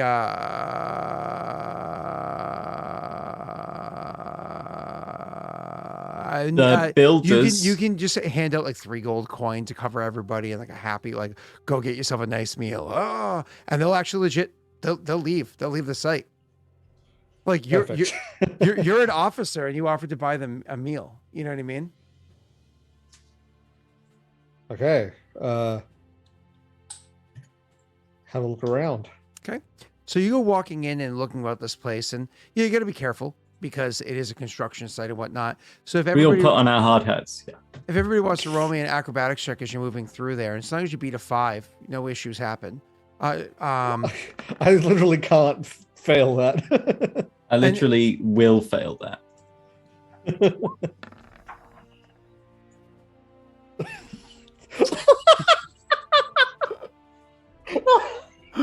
A nail's gonna go straight through your foot. To be quite clear, I'm wearing steel armor. It's fine. So Vigo is clumsy, but decides to just stand off to the side and let Galen do his thing as he gracefully steps through the area. You unfortunately have a moment where you like are walking and Galen's like, I feel something. And you're like, huh? And you turn and like your elbow clips like a one of the wooden posts and like put it at an angle and like knocks it loose. It's like a clatter, clatter, clatter, clatter. And you're like, close that was. And then like as that happens, you can see the entire like scaffolding or whatever it is that's up there start to like tilt a little bit. It's like, Oh, fuck me. I'm going to grab it. Grab like the pole and try to like put Yeah, grab the pole and... No, all right. Why don't you go ahead and that wouldn't be acrobatics again. You make it. I might let you make a strength check for this one just to get it back up there. Oh, hell yeah. It's just Let me help him out a little bit. Oh yeah, go ahead. Just give me a sec. All right, so Oh. that definitely goes there. Okay. Oh, so he's like, where does it go? There, right there. And put this like coupling at the bottom. He's holding it, and Vigo just walks over and just goes. I love that Jake looks around and goes, Tristan, I want you to know it's not your fault. They didn't put the boots on any of these. Like, there's supposed to be like a tack that you put in so it can't be knocked free. He's like, I want to have a conversation with their foreman. I felt bad about griefing these poor workmen, you know. See, I thought it would have been funny if the entire like scaffolding fell. I think it's more funny that someone in chat thinks that you have a good beard, Neil. But that's a different conversation. So the Galen. Well, I can't actually grow a full beard because you're British, not allowed. We know. No, with masks. With FFP3 masks, it breaks the seal. That's actually true. Yeah. Gotcha. There was a debate at my workplace about whether we'd have to shave our beards, and I was like, "You better not." So I trim before work and just let it grow. Otherwise, moving on. So the Galen, as you're walking through the area, there's a bit of a clatter that happens. You actually feel something as you're walking over by an older door frame. Like it's one of the original door frames that's down there. As you kind of like walk up, it's like, oh, this is an older thing. And you walk up, and as you just near to it, you're like, I feel something, which causes the clatter and whatnot, the whole calamity that happens behind you. But I don't even know if you would look back or pay attention to it because you can feel the ping from there. If I can feel the ping, I'm going there. Yeah, I would very much ignore the clattering that's happening. Okay. You would be. Hey, got this. They'll be fine. Turn around. Tristan's just covered in boards. You'd be able to go down and find like I said, the doorway that I mentioned, and try to give it a pull open, but unfortunately, it is incredibly stuck. With a quick look over, you can see the door is designed to go inwards, not outwards. So in theory, you can shoulder through it if you wanted to. Shouldering through it is probably not the best idea. Gallen's going to be like a cat going through a cat flap. He'll just go ding, and then it'll slam close behind him, and we'll just hear. Do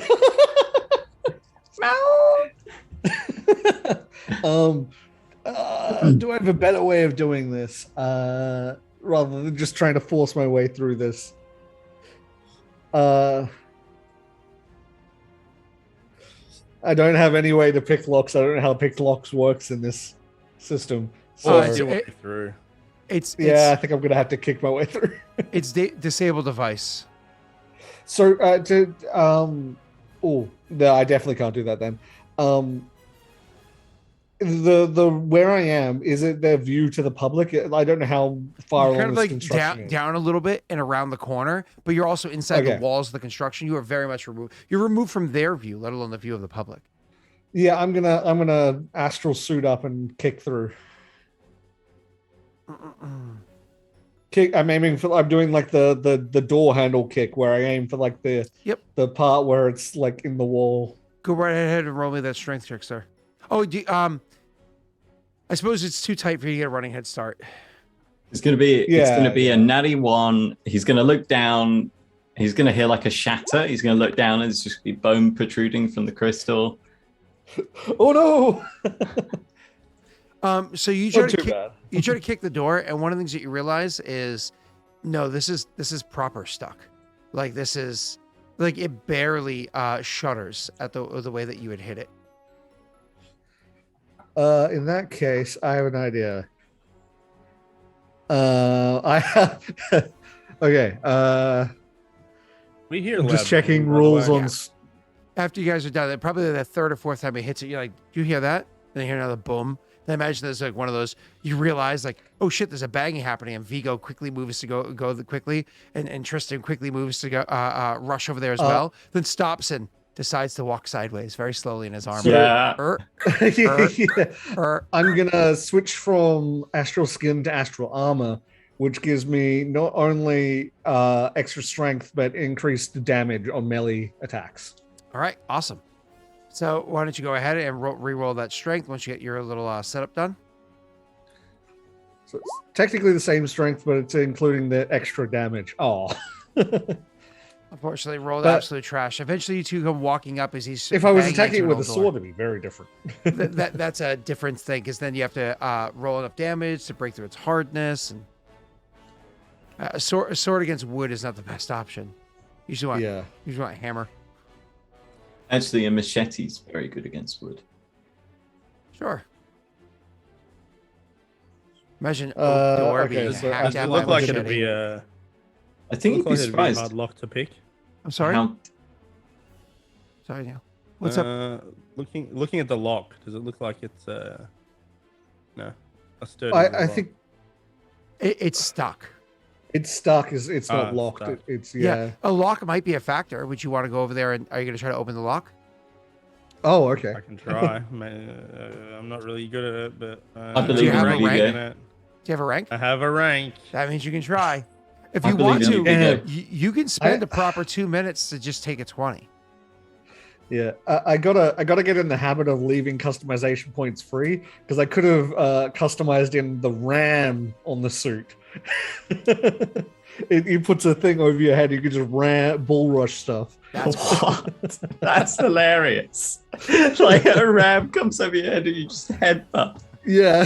He just pulls like a goat out of his backpack. It's like, it's not meant to be that. It's like a cover goes over the head that's solid. And you can there's a goat in your backpack, like a proper Welshman. Okay. It says like, this you know attack is who I treated am? as adamantine. Oh, Jesus. Like adamantine? Yeah, when used to attack an object. That means it ignores hardness. Yeah. If only I'd left the customization points open for it. Jake, why don't you go right ahead and You said I can take 2 minutes? Yep. So what's your total? 5. Oh, yep. So there is a lock that's on there. It's an old lock, and the lock isn't actually that complicated. It's a relatively simple lock, but it's so rusted that it makes it very difficult to like hit the right spots without them like chipping away and everything. So you take a solid 2 minutes, and eventually you're able to pop the lock open. Like you hear that like grating slide occasionally, to eventually you feel that satisfying click at the end that suggests that the thing is open. Click on 1. Click on 2. Click on 3. Nothing on 4. Nothing on 4 4. is yeah, nothing on Binding on 6. Binding on 6. I'm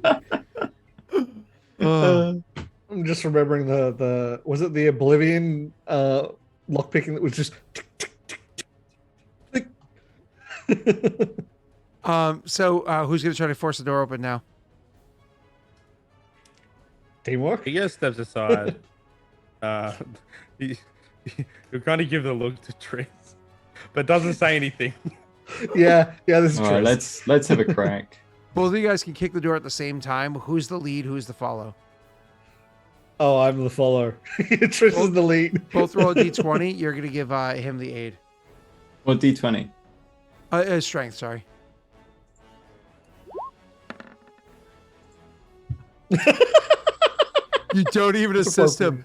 It's one of those things where you try to help. Oh no! Like the leg just flies into open space. It's like, almost fall over. And just like catch myself, like no one saw anything. It's like the idea that Trish hits the door and it opens up enough that you just miss, like because you had mistimed it.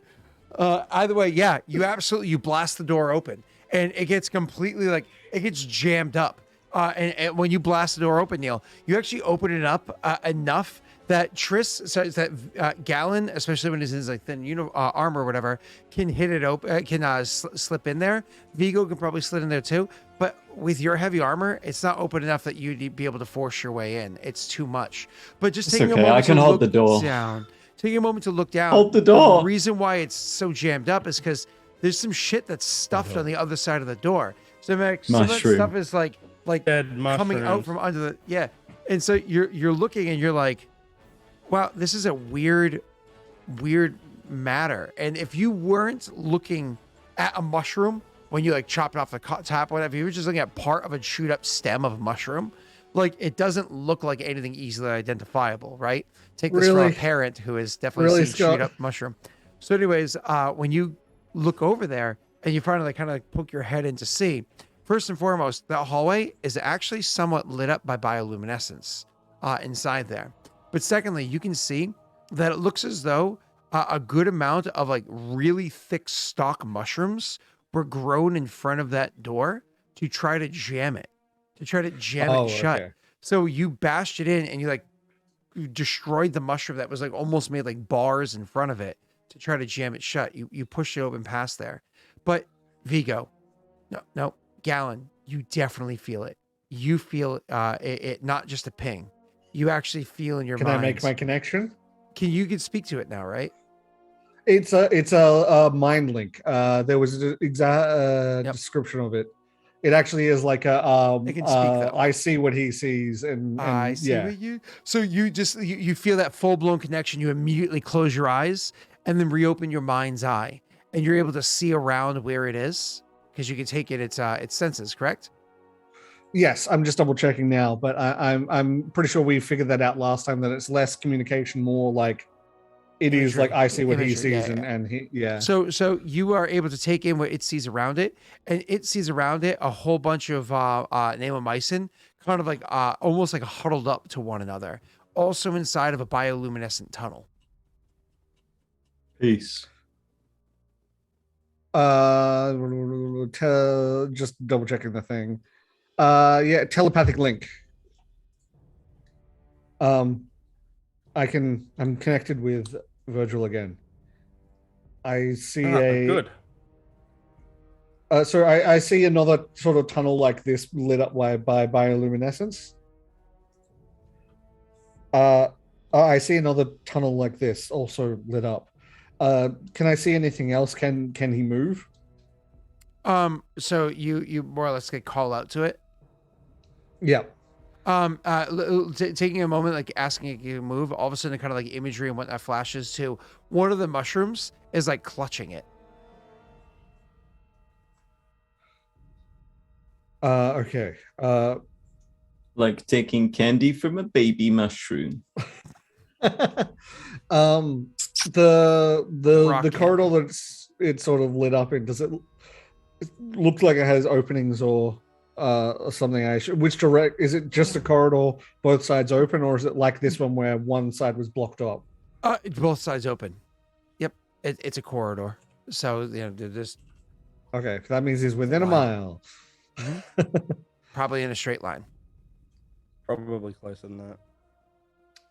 Yeah, so I guess I'm gonna start heading into this thing to try and. So you Get force a your better way through direction. to get in there. I imagine you switch your armor before you do it. We don't need to make any rules or anything, because you can spend a minute to force your way through the area. Does anybody go to join him, or do you I would just also leave say while entering, because I know they understand Glyn.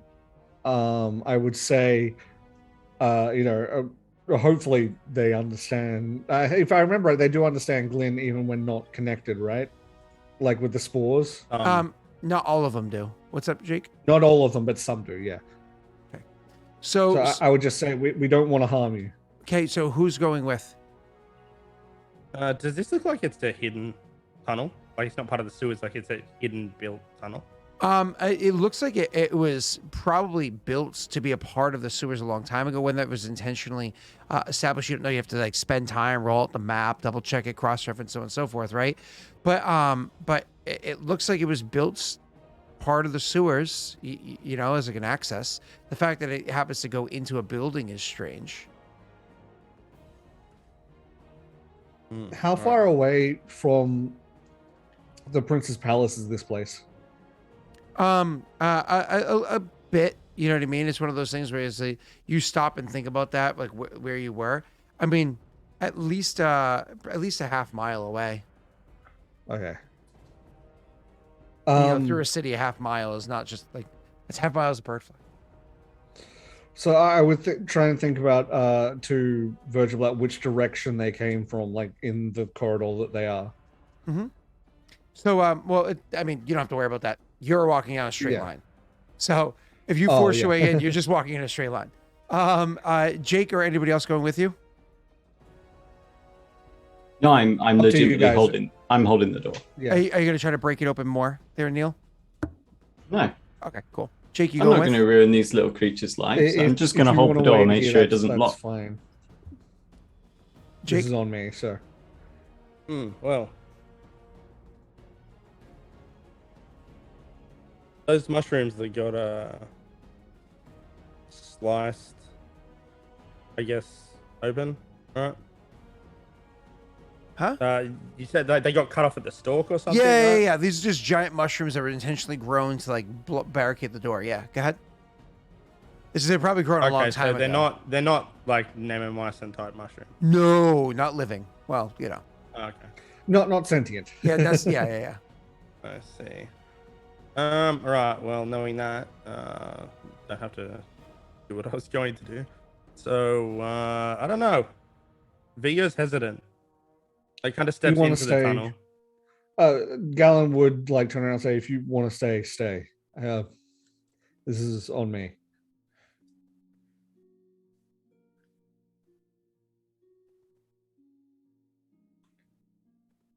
I'll come with you. Unless you want to roll an acrobatics check to move through quickly, it's going to take you a whole minute just to force your way through the doorway because of how jammed it is. Really? Yeah. Oh, it's tight. Like Neil can't even get through. Good luck, Galen. Ha! I I'm not gonna I don't rock want it. to waste your time and hold you back. Okay. So you start making your way. You just kind of like stay there the way we could peek your face through occasionally and look to see if anything's happening. Galen, you go walking.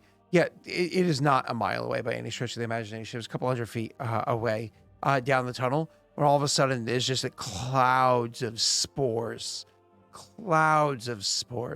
to the point where you need to make a Constitution. Oh, I forgot to put my fan on. God damn it! Well, you need to make a Constitution save, sir. Bye, camera. I'll turn it back on in a minute. So, we need to make a Constitution save. Okay. I assume you mean fort save. That one, yeah. Oh, that was so close to being good, and then it's like, no, you get a 3. You gonna roll luck? Yeah, look, I don't want to go unconscious down here. Oh, we still don't have any. Never mind. Fuck that. All right, let's do it for my own entertainment. So, yeah, you take in the spores and start hacking and hacking and hacking. Just for presence of mind, why don't you go ahead and make me a will save? There's no supernatural effect or anything happening on you. Okay. Oh, it nearly gave me that fucking 3 again. And a 1 right there. Like that's a treacherous corner. Anyway, the dice are being mean to me. They're trolling me. So Tesh, what I would say is that you have the presence of mind that even though you immediately start hacking and hacking a considerable bit, you were able to brain's not working. You were able to keep the presence of mind to immediately start speaking in your minds to them. Yeah, I very much would say, saying, I'm not here to hurt you. I'm just here to collect my friend. Diplomacy. Okay. Oh, come on. A large mushroom stands up and shuffles forward. This thing is a big boy. I would speak in Glen saying, I spoke with those, they had they called them, the colony that was the alarm colony had a name, didn't they? They called themselves something specific, a type of colony, didn't they? Forward, maybe? Or am I misremembering? I don't remember that. If I did say something, I'm sorry. Okay, I would just say I spoke with one of the perimeter colonies. They mentioned that you might have come here. They did so because they trusted me. They mentioned the things that came through, the 3 armed things that attacked. I am of no relation to anything of them. I'm just here to collect the one like me, because I'm covered in crystal at the moment. Of course. So, unfortunately, with the 1 on the diplomacy check, even though the words are very reasonable, with them being in their current like frenzied state of having been recently attacked, and here you go, another mage-like looking crystal person walking up to them and everything inside their little hidden spot. It does not go over very well. Maybe you'll have an opportunity to change their minds shortly, but in the meanwhile, the big mushroom person definitely has, we'll say, aggressive motions towards you. If this is a moment where you'd roll for initiative, I don't know if your character would even want to engage in combat or not, but it is definitely rolling for initiative. I definitely wouldn't want to hurt them. I might like defend, like as in like try and dodge and stuff like that, but I wouldn't want to attack back. I don't. Is there a dodge thing? Yeah, yeah. I can't remember. Full defense. Do you have ranks in acrobatics? Yes. So the I was weird. Wait, what the hell? Sorry. That's weird. What's weird? I Googled something and all that popped up was pictures. Like all of Google was like, we're just going to do pictures, nothing else. I was like, what the hell? That's weird. Yeah. That was really weird. But if I took off the S from what I Googled, then it works no problem. That was just really, really weird. It was really weird. My apologies. Moving on. It didn't do any of the rest of Google's job. So let's keep going. I'm sorry. You, sir, are able to do the dodge action. Dodge usually gives you what? I think it's a +4 AC, but if you have at least so many ranks in acrobatics. It allows you to be a +5 AC. So you might want to just look up Pathfinder dodge action really quickly to get the answer for that one. In the meanwhile, let's roll initiative for you. Dodge combat. Okay.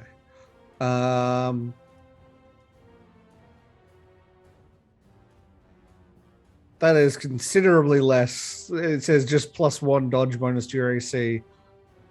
Makes you lose your dex bonus to AC. You lose the benefit of dodge. I think you think you looked up dodge.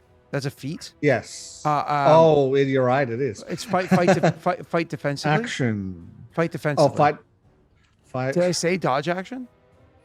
Yes. I may have said the wrong thing. In which case, I'm sorry. That's okay. It's called fight defensively. But let's go ahead and did you already roll in it? You did not. No, I can hit initiative now. You're good. But you're gonna have to tell me what it is because I don't have it. I'm searching at the moment. You roll hit die. Mm-hmm. Did I? Oh, my bad. Yeah, because it's in the different. It's the opposite places on the 5A sheet. Okay. Fight. There we go. Standard or full round action. That doesn't give me anything. Why aren't you telling? It doesn't have anything linked to it. It just says. Why does it only say? It literally just says type basic standard or full round action and nothing else. Let me see if there's another. Give me 2 seconds. I got the roll for you. I rolled 4 to initiative and didn't click tokens. So let me add your token on here. -4 penalty on all attacks in the round. Gain +2 dodge bonus to AC. So it's a -4 for a +2, but if you have ranks in whatchamacallit. That's not listed here if it is a thing. Yeah, it doesn't say anything as far as if I was getting ranks in acrobatics changes. So combat, and then to answer this question, fight defensively is a standard action or a full round action. If you do it as a standard action, -4 for a +2. If you do it as a full round action, give me 1 second. It gives you a -4. You want full defense. Oh, that's right. Fighting defensively. That's what it's called. Full defense. That's right. Fighting defensively is a tactic I used to do with my total defense. Is that what it is? Yeah, probably total defense. Total defense. Yes, +4 dodge AC. Yep. A total defense. Benefit of combat expertise feat. So I think that's what you were thinking about with something else, maybe. Total defense is +4 dodge bonus to AC. So you can't combine this total defense or combat expertise feat, which is perfectly fine. But then there's also another thing where it's hold on.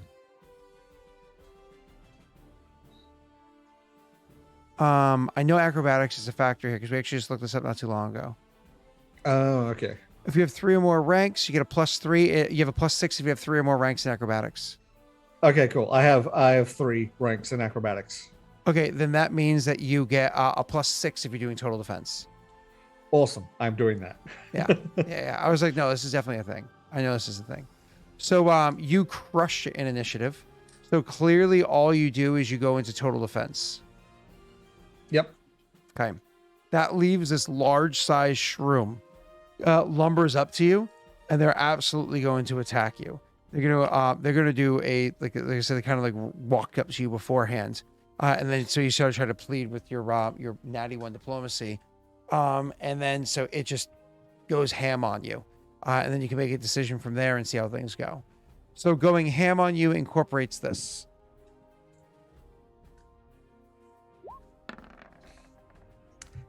Okay. That's probably because I rolled from Daelric view and not from the GM, the GM's perspective.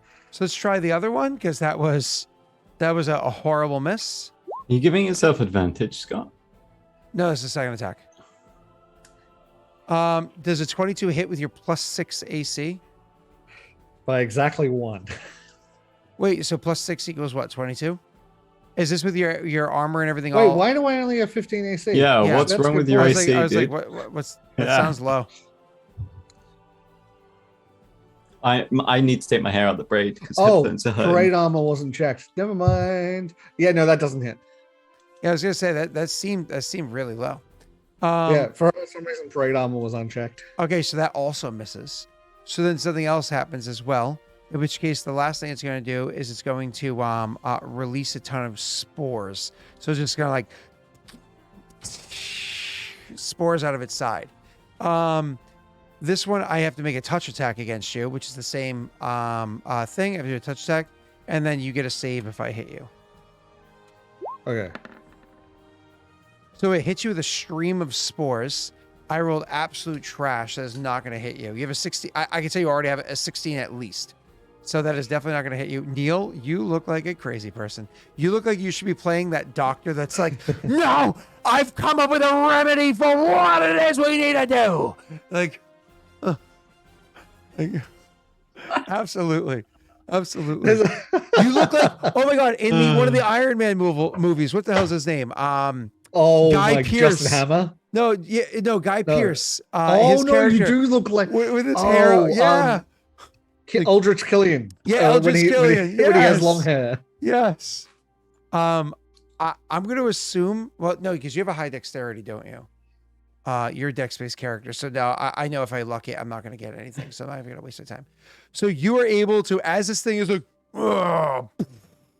hits the tunnel. Jake and Neil, roll me a perception check, please. It's like hitting the walls as you're like, whoop, whoop. Come on, buddy, come on. And then it's just like it lifts up an armpit and it's like sprays you with a whole bunch of spores. And you're just like, like trying to avoid all of that. What do you do now, sir? So I would like to once again say, like, please, I don't want to fight you. I'm just here for, and I'm going to point towards my crystal friend. Okay, why don't you go ahead and roll me a diplomacy check? Still got that +0. You have a rough time with diplomacy. Yeah. So one round of continuing to talk doesn't get the job done yet. So though clearly, again, actions speak louder than words, right? So don't think I'm discrediting your approach here. It's just this thing is Defender Shroom. So it is going to attack you again.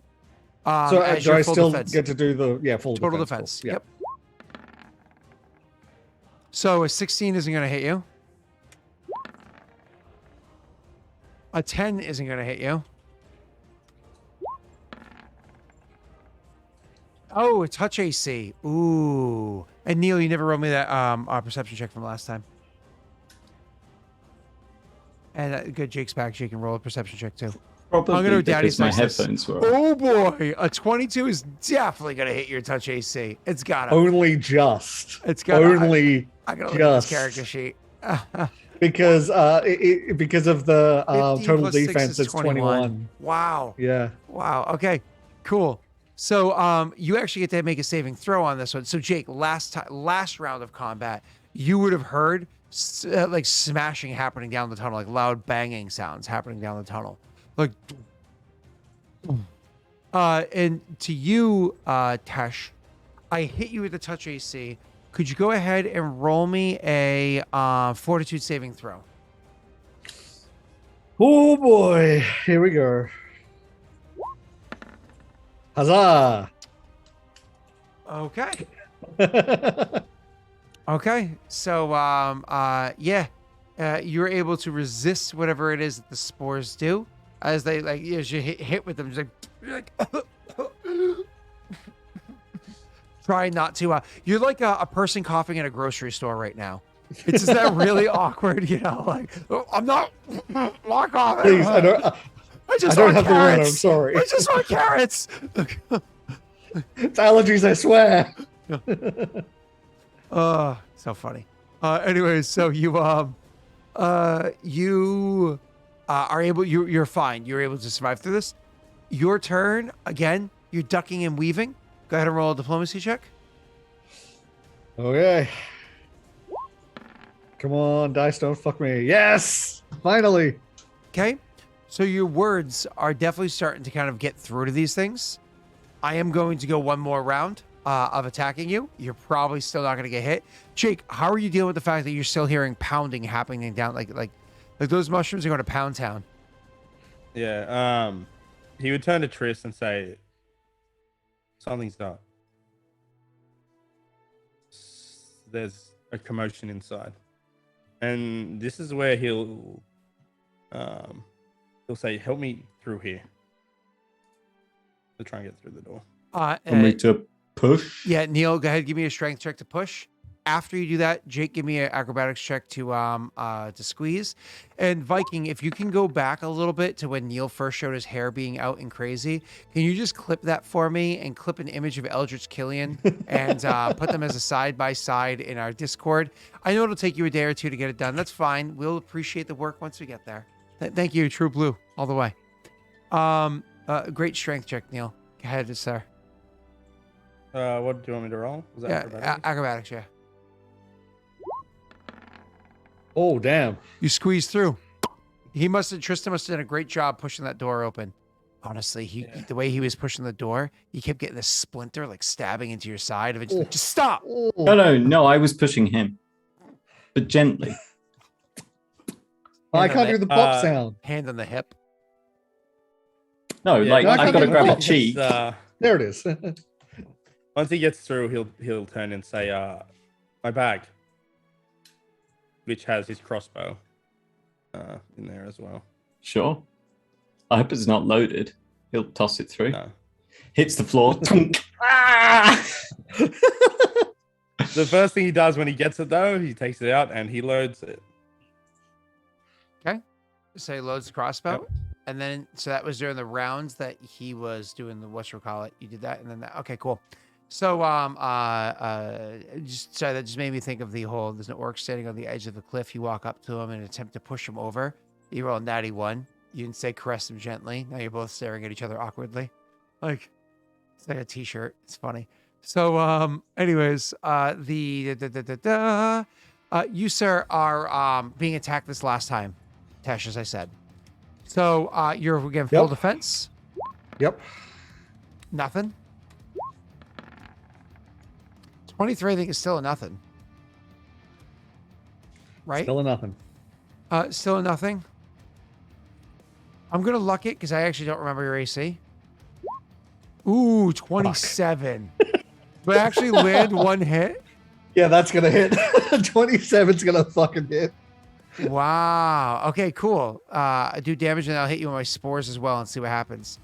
All right, so nothing crazy here. You actually have DR, don't forget. Yep. I didn't roll that good anyways. What's your DR? 2. So that's 4 damage. You take 4 points of damage. Nothing crazy. And the last thing you're gonna roll is gonna be this one. This is a touch AC. Nothing. So he was reloading his crossbow. It's I think a light crossbow. Pulling it out of his bag and reloading it as this third attack happens. And now, as whatever it is you're doing next happening, is when Vigo is like walking down the tunnel to join up with you. I imagine jogging down the tunnel, so he could do like a run, which is 4 times his speed. So he can move like 80 feet or whatever it is. So, given that he's landed like the hit, I'm almost going to do one of those, like, obviously he lands the hit. I'm going to immediately just like, as if like, he's got the hit. Okay, look, please, I really don't want to fight you. Chink. Don't make me. No, I'm not going to do that. I really don't want to fight you. I understand you're just defending your people. The force of shroom demands that you stop resisting. So one last diplomacy check. Stop resisting. Yes, these shrooms are actually America. So are you happy with your 12? I don't think there's any more luck, but I'm going to try. Because if I can stop this right now, we can leave. Nope, there's no luck still. You still my heart. But what happens is, as you're continuing to say your words and whatnot, the Enforcer Shroom is clearly, as you're bracing up and getting ready to defend yourself, the Enforcer Shroom is clearly getting ready to attack again. But then another shroom ends up. So then you can see, like, as it goes to attack, it stops, and it lowers its arm, and turns back towards you, and then it starts coming towards you. But like, you can tell that while clearly this mushroom is aggressive, it doesn't look like it's going directly at you. It hugs you. If it does, so it looks like it's going past me. But yeah, like, you think it is. I'm gonna turn around and see what I see past me. I'm assuming Nothing someone's yet. following me down.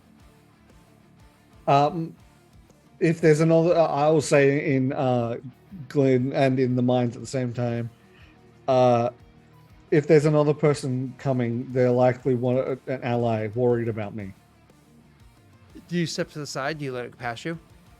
I'll let it pass me, but I'll try and make sure that that's the case. And then It turns around as soon as it passes you, and it's shadowing you. Oh, okay. Right? Yeah. It's just So, it's like me walking behind Josh. Like, it's just towering and imposing, you know? So,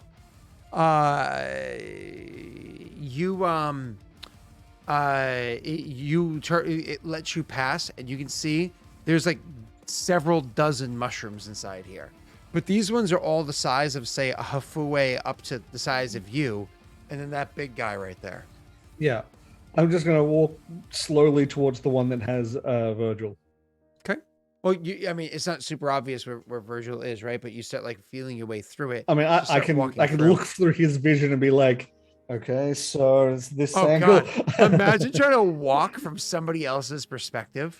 Like, it's the Resident Evil camera. Yes, it's one of those video games where your character it does one of these where you're like. But the biggest thing I was thinking more is I would use Virgil to angle my head towards Virgil and then snap back to me and be like, okay, that's where he is. Rather than try and guide myself through them clumsily like that. One of the mushrooms, as you're trying to walk your way through there, one of them says to you, who are you? I am Galen. I'm here for my friend, the small crystal. It says,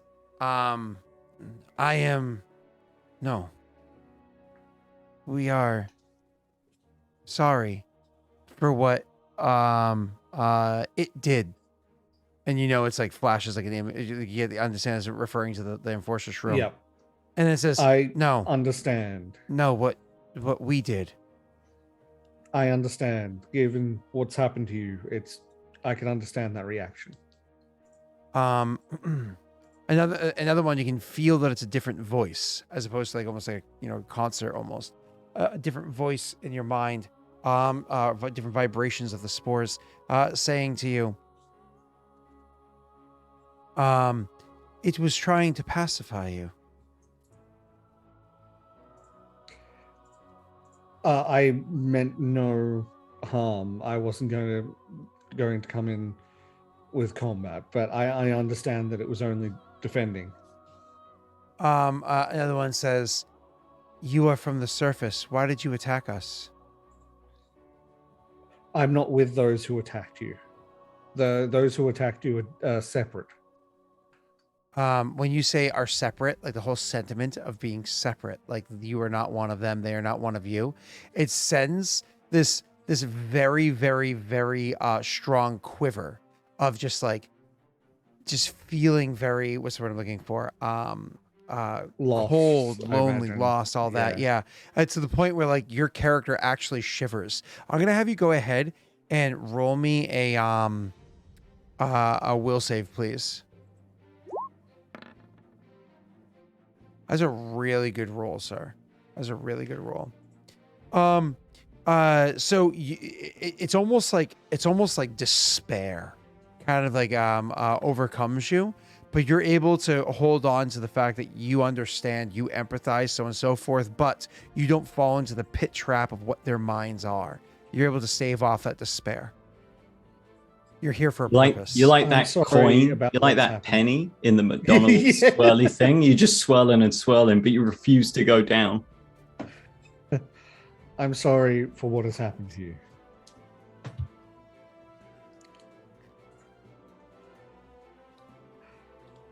The perimeter colony that I encountered were quite helpful and kind, and I'm sorry to hear that this is what has happened to you. Another one chimes in and says, we don't need your pity. We'll be fine. And it's just like a strong note of a tone where it's just like, ooh, they came off very different from the others. I can understand anger right now, so I'm not going to act on it or press it or anything. This whole while you were picking your way over towards the one that has the crystal. And so you're able to see the crystal clutched into a shroom's hands, like literally just like holding on to it. You can't really identify the difference between the different shrooms. It's so alien looking to you. I'm just seeing if I have anything he might want that I can give him. Give them. I don't think I do really. I have the sandals. That would be hilarious. That would be styling shroom. I don't think unfortunately, because my character pretty much only keeps on him when he needs. I don't really have anything extra at the moment. I'm gonna deliberately, like, when over. No, I was just thinking of that cart person that you guys are nice to. At the end of the day, he actually like goes over to like a sewer entrance where like he cracks the whip to his shroom slave labor where they're making them the sandals. Oh, that's horrible. So my brain went there. And then I'm hearing the song in my head from the old Lord of the Rings, like the toiling away song from the cracking of the whip. Like, there's a whip. You know what? I have an idea. I have an idea. Oh no, that doesn't quite work. When I flush the crystals, they just disappear, don't they? When you what? The psi crystals just disappear. Like the power stones just disappear when I flush them, right? When you flush them, like when they're considered used, they just disappear, right? No. Because there's no value to it, so yeah, it crumbles. Oh damn! It's like quartz dust or something of no value.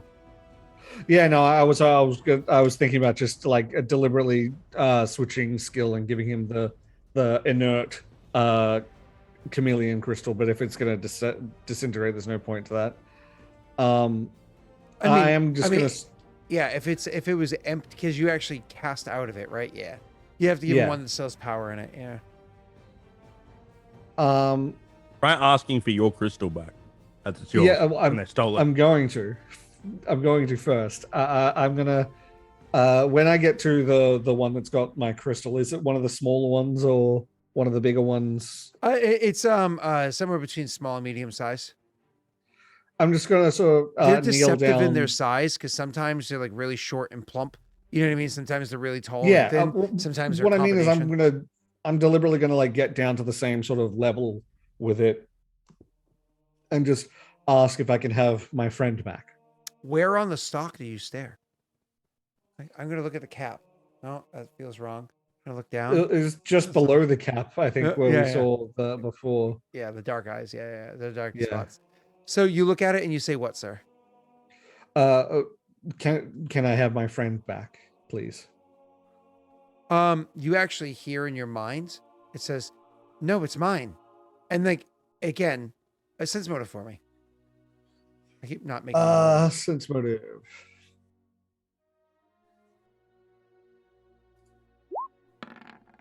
Oh God, that's still 12. Would you like to luck that? Fuck you, Scott. Go ahead, luck it. Just fallen for it every time. Hey! Oh, I actually had one this time. Yay. You get this feeling coming from the others, like almost like disdain towards what it said.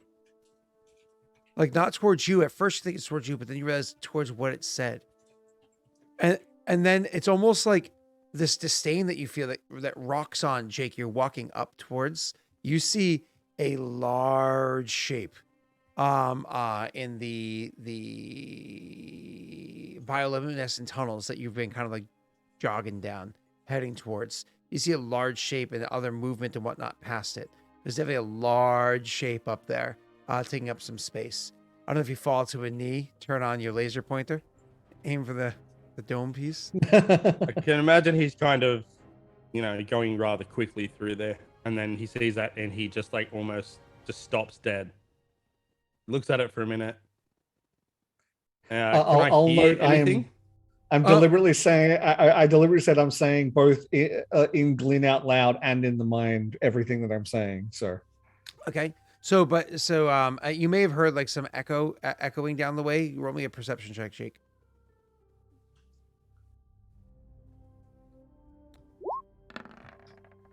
You would hear his voice echoing down. You can't hear the words he's saying, but you definitely heard Gallon's voice without Payne's tones or anything like that echoing through. You can just hear like tones of voice.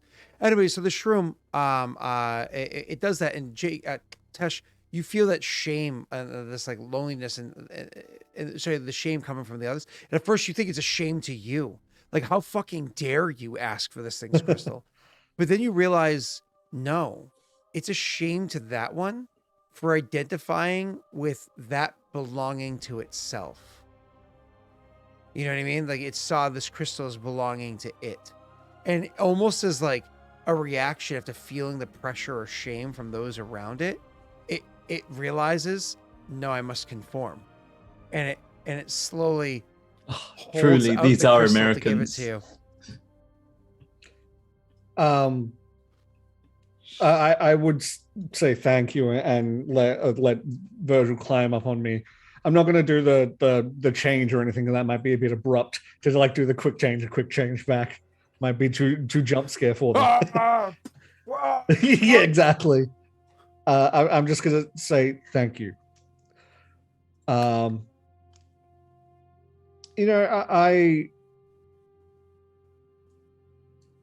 will give them my inevitable strike crystal, my spare one, back. I will pull it out of my pouch and say, as a thank you for giving me back my friend, I'm gonna pass it over.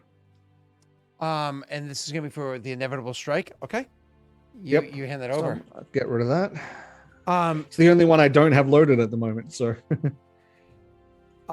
It will go to reach out to take it, like you know what I mean, like you're giving it something, but once again you feel that shame over everybody there.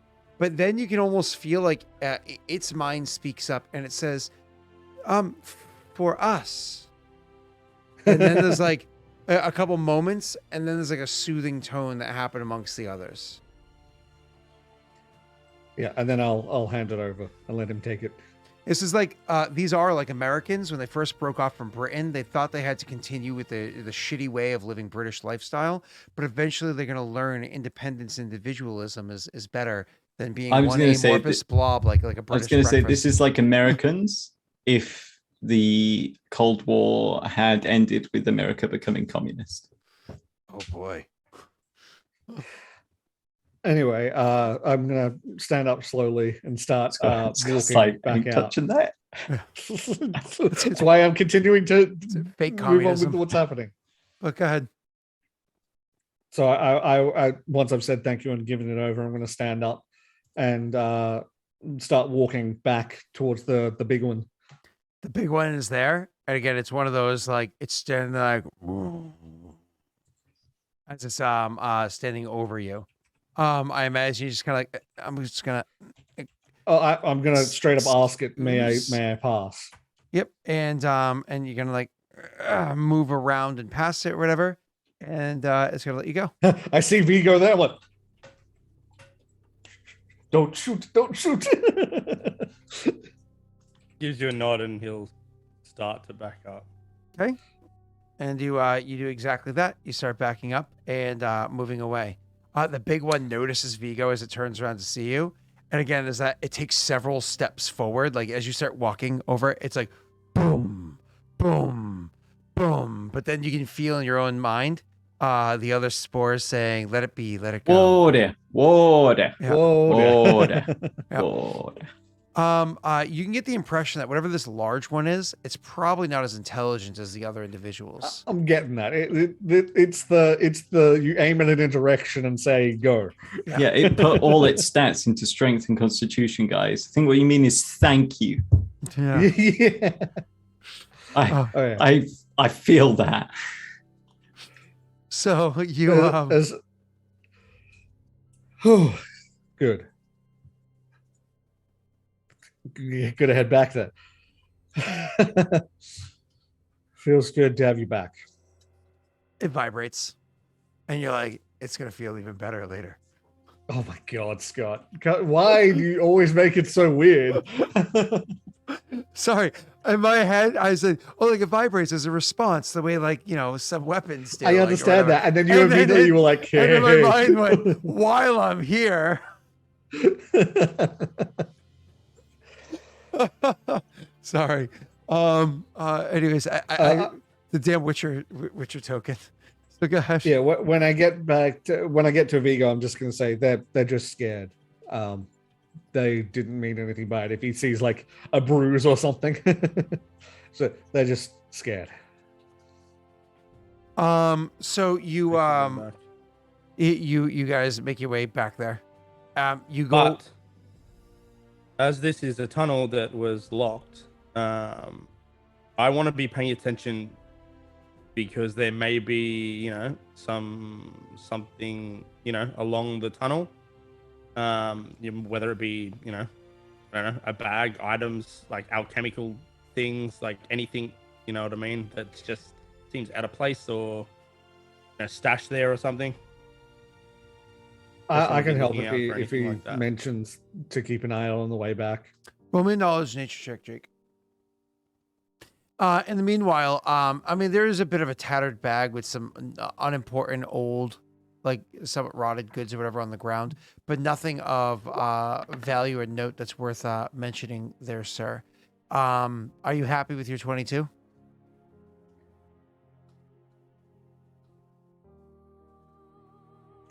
You're like muted but not muted. That was weird. Oh, did he say something? Can you hear me? Yeah. Yeah, I can now. Now I can. Yeah. Oh. You weren't muted in Zoom, but you were muted overall, and we couldn't hear what you said. Oh. No, I'm not going to waste it on on this. Okay. And because fun fact for viewers, remember Regicide was in this tunnel before, and one of their bags ripped because of how they were moving through it. But anyway, so but nothing of importance was left behind. What you're able to determine though is that bioluminescence that's growing on the side of the walls that are there, that actually feeds very efficiently off of the minerals that are inside the bit of stone. And it doesn't just have to be this type of stone. As long as there's fairly nutrient rich stone with like a chemistry that works for it, as well as a degree of moisture, this bioluminescence can last for a while, like a decent amount of time. Like we're talking potentially years, if not longer, if removed from the rest of its colony. So in theory, if you wanted to, you can grab up some of this bioluminescent material. Is there any near the Not a door? bad idea. Oh yeah. As soon as the door opened up, you guys were able to see the Then in definitely the I'm hallway. taking some. Yeah, you were able to make your way most of the way back and then scratch some off. What do you put it in?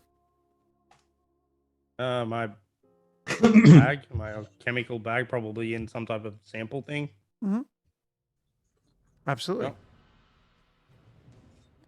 We're playing Pathfinder role-playing game. This is one of several campaigns in the same world taking place at the same time that affect each other. More details if you ask chat or pop into the Discord, but otherwise, that's funny. Hey, there we go, yeah. That's outdated because KM doesn't happen and TK doesn't happen anymore.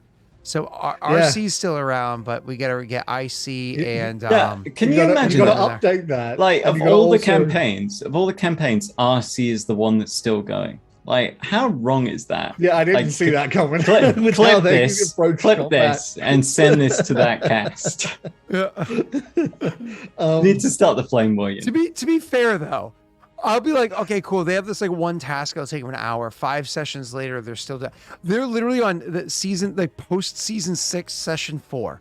Like I haven't started season 7 yet because they're still on post like it was supposed to be a 1 hour quickie task, but we're like several sessions into it, and I'm like, can we start the last chapter of the story? No, we're still in the prelude to the last chapter. Like, oh god. You Anyway. also gotta update that and do It's it the in final- command. It's the final season of RC. It will be if we ever get there. I demand Wow. at least 2 of them get disintegrated. I'll talk to you after the session's over. Karmic justice. They're in a circus now. Like, He is really? not. He is Why do I not believe lying. that fully? It Yeah, is well, I completely believe that. unjokingly accurate. This is we have a fun back and forth with the different crews. It's good. Anyways, back to the well, the Warmonger crew is the worst. Like all 3 of them just absolute trash people. You know, Nick Wow. Nick Buddy doesn't Nick? communicate in chat. Yeah. Including the DM. Yeah, Nick doesn't communicate in chat. Oh. Cell is a simp, you know, and then we have the other one. What's his name? He's just a trash human. So So forgettable. yeah, I can't remember who it is. So back to the game though. You come walking out with the crystal. So you grab up some bioluminescence. So you put it into what container, Jake? I'm an alchemist. I have lots of things. Goes Like- into some type of Flask. It container. is- So you grab like a best- nice flask that of best suits it. it. Okay, Yep. cool. A If you- flask could work because you could give it some moisture and then, like you could hold that up and have the glow from that. Almost. it works very much. If you ever saw the movie Pitch Black, like when they had that jar Yes. of like the bugs inside of it. Oh, that's exactly what I was imagining. Yeah, very much like that. Except it's more of a greenish hue, whereas I think that was kind of like a fair pale blue hue. Blue, yeah. Yeah. Either way, so you're you guys are able to get to the door and squeeze your way back out. Once we're through, I would like to at least reblock this up a bit to give them a bit more safety, because I'm assuming the worker's going to come back and be like, "Why is this open?" Poke their head in. Absolutely. So you're just gonna try to like shimmy it shut. Shimmy it shut. Maybe even like put a board across it or 2. I saw that you said the video Doggo.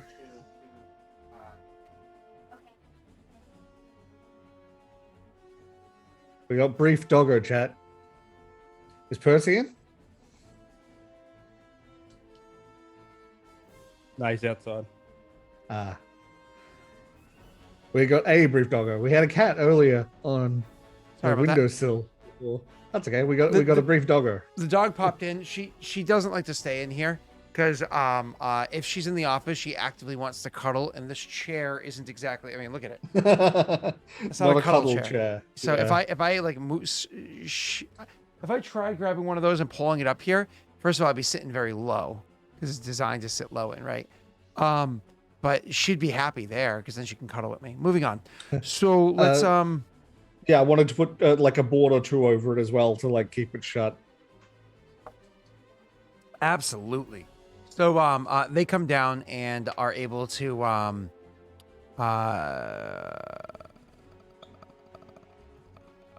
so you're able to board the thing up as best as possible, but again it's like it's a push-in door, so you shimmy it shut as best as possible, and It's more to discourage the others from trying to open it. Yeah. Like if it's got boards on it, they're like, that's probably that way for a reason, sort of thing.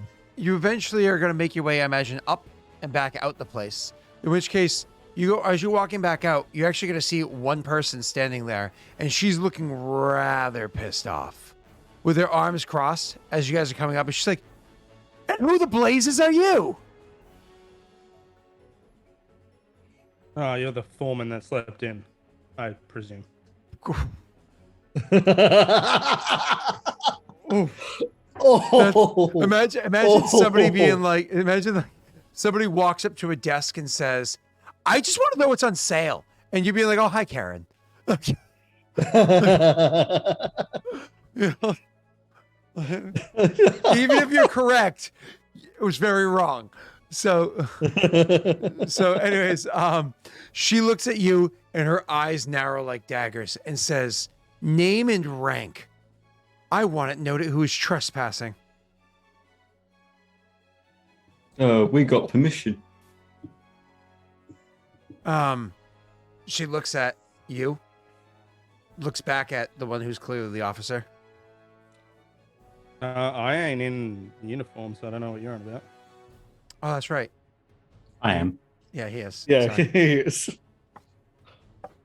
I probably And think he's still Gallon is as fairly well. high rank. Yeah, Gallon would be at this stage now. So, she looks back at you. My apologies. So she looks at you when you say that, and you go, "From who?"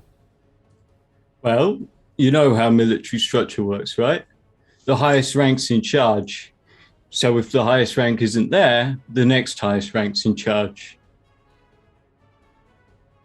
Bluff check. Or to just gobble up, spoon feed her that bullshit. I mean, it's not a bluff. Oh, it is. You're not telling a lie, but you're still trying to bluff your way out of the situation. Are you happy with your 17? Yeah. Just list all the code violations. I mean, Jake could do that. He is an engineer. Actually, yeah, that's a very good point. Right? Like, who the blazes are you? Actually, click, click. Who are you? Especially after like that would go so well with the you're the foreman who slept in as well. Right? Yeah. Oh God, yeah. Vicious. So my apologies. Were you locking that or no? No. Okay. So she looks at that and she like raises an eyebrow and says, "Why are you here?" We had some reports of unsafe conduct. Vigo here's dealt with the problem. Yeah, we haven't used Vigo anywhere. We haven't used Vigo anywhere else. It's actually a better cover. Yeah, it's Vigo, it like, actually probably is a eyebrow. better cover. I look at her and I reach into my bag. I pull out a book. I start writing. I look at her and then I start listing what was wrong. Wait, yeah, where was I want to see what his roll was because he got an obscenely high roll. It was like a 26. 28. 28. No, and with plus 2, I would like to it'd be a 30. I would like to assist him in that, like, once he's finished writing the list and shows her, Triss will go, "Now, do we have a problem?" Where's my crew? Okay. They decided to have a spot to eat while we checked the premises. Paid for by the service, of course. I'm going to take an intimidation check as a tactic that you're using as an intimidation. I am Jake intimidating. is Oh, yeah. assisting.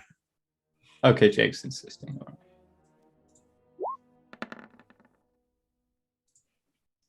Nice. And can't Jake roll to add to that as well? Yep. Oh, do you want me to roll? What, Yep. diplomacy? Uh-huh.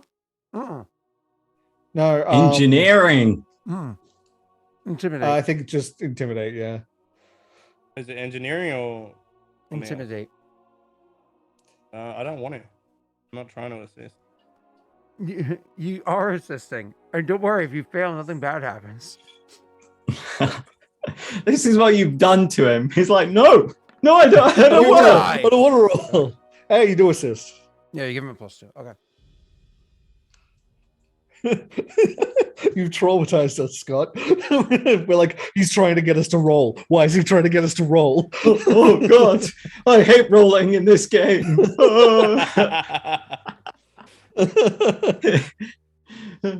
Is that why you guys always try to get free information out of me? It's like, God, I hate rolling in 100%. tabletop RPGs. So you are she looks over the paper, looks back up at you a lot and says, And who sent you? Is this the focus of the new prince?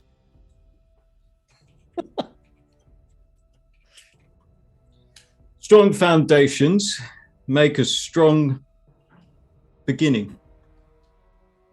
When she realizes that you guys are hitting a lot of points and giving no answers, she's just running like, well, are you done here? Yes, I think so. Would you like us to send the report to anyone in particular? I'll take care of it. Understood. That's the I love that. That's the end threat. It's like, you can take this and then we can end this now, or She's like, very much. All right. You guys are able to leave. Okay. Goddamn. You got it back. All right, well, we're done here. Where we are done here. Just before we leave the city, out of curiosity, do you have 75 gold I can borrow? Just to 75 gold? That's what it costs to replace the chameleon crystal, which I didn't want to use initially. I didn't want it to. I wanted it as backup, but I had to use it for what we were doing for the prince. If you don't have it, that's fine. I just know we're going to get more money at the end. Oh, I definitely give have back. it. I definitely have it. I will give it. I'll Yes, give it to you. if I could borrow 75, I would like to replace the chameleon crystal. Is that possible, Scott? Yeah, you can. I'm trying to remember the name of your classes. I am a cavalier. No. Yeah. Aegis. Okay, He is a alchemist. that's what it was. I couldn't remember what it was. You're good though. So, anyways, you were able to go ahead and go there to do that. Yeah, I imagine we don't need to role play that. Really, I'm just going and buying another one of the crystals. It's just like walking in any shop, buying a crystal. Well, it's more that I went in and did that days before, so You are perfectly fine. So, the big thing is, when you go back into the shop and you speak to the secretary that's there, they're gonna look at you and say, "Hold on a second."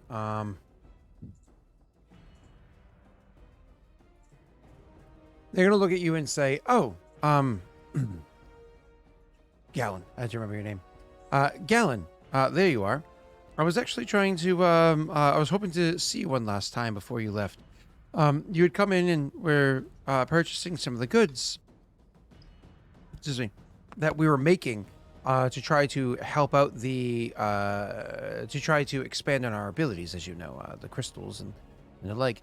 But there's a couple of so we're looking for here. I think they call them prototype things that we were trying to see if they function well. I believe you are relatively active in the field of combat. Is that accurate? indeed I am. Then what we would want.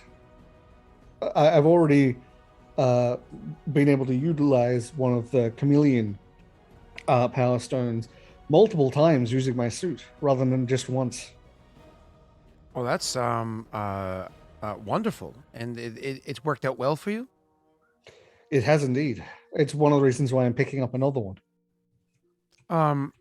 Nods and says, well, I was trying to say that there was something that we wanted to have you work on or try to see if it works out well. Should you give it a try? There's these other course. little stones. You use them when you form your armor, and it actually helps to form the armor a bit differently than it otherwise would. Oh, okay. Yes, I'm down for experimenting and seeing if we can't improve this. I was hoping to see how these play out for you, but here first, try this stone here, and when you use it, put on the armor that you have. Okay. Is he wanting me to do it like it right must be there? in crystalline form. Yeah. So I'll get pull out Virgil and shift hold the crystal. I assume it's just hold the crystal and shift into the astral skin. The astral skin is also like the crystal on you. It's crystal, yeah. One of the things that you notice is, holy crap, you are like, it's like looking down, like let's say somebody's having a conversation with you, sitting across like a booth or whatever, and they're talking and they have a watch on their wrist, and occasionally get that flash of light off the watch because of like how reflective it is, right? Or like a phone sitting there, right? Like, is it all of the different facets of yours are extremely reflective. It's one of those things you're like, whoa, I'm like almost like glittery. And you look down at yourself and you can actually see in the back of your hand the different facets. You can actually mirrored see yourself. It makes you like a mirror. It's one of these weird things where if you take your hand, because you're in the thinner suit, so there are many more facets because it's more movable, whereas obviously a heavier suit would have big facets cut into like huge chunk ones, which would act as individual mirrors, supposed to like these little like almost like prisms or whatever you want to say. Not prism, but you know what I'm saying. If you hold your hand, you hold like as you're playing with it, you're like almost like you're having fun with it. Hold your hand flat. You could almost get like a proper mirror as they like lock into place there, and you have this like really cool mirrored look to you. Yeah, which is nice because it can act as a mirror for all intents and purposes that you can imagine a mirror does. But it also gives you the mirror That's effect. different. Mm-hmm. He'll say that out loud as he's like inspecting the arm. Interesting. And then it's going to shift back. Does it consume the crystal to shift back, or? Nope. It actually, as you shift back, it appears back in your hand. Okay. Wow. Well, that worked out I'd call swimmingly. that a success. Yeah. It is. It is a success.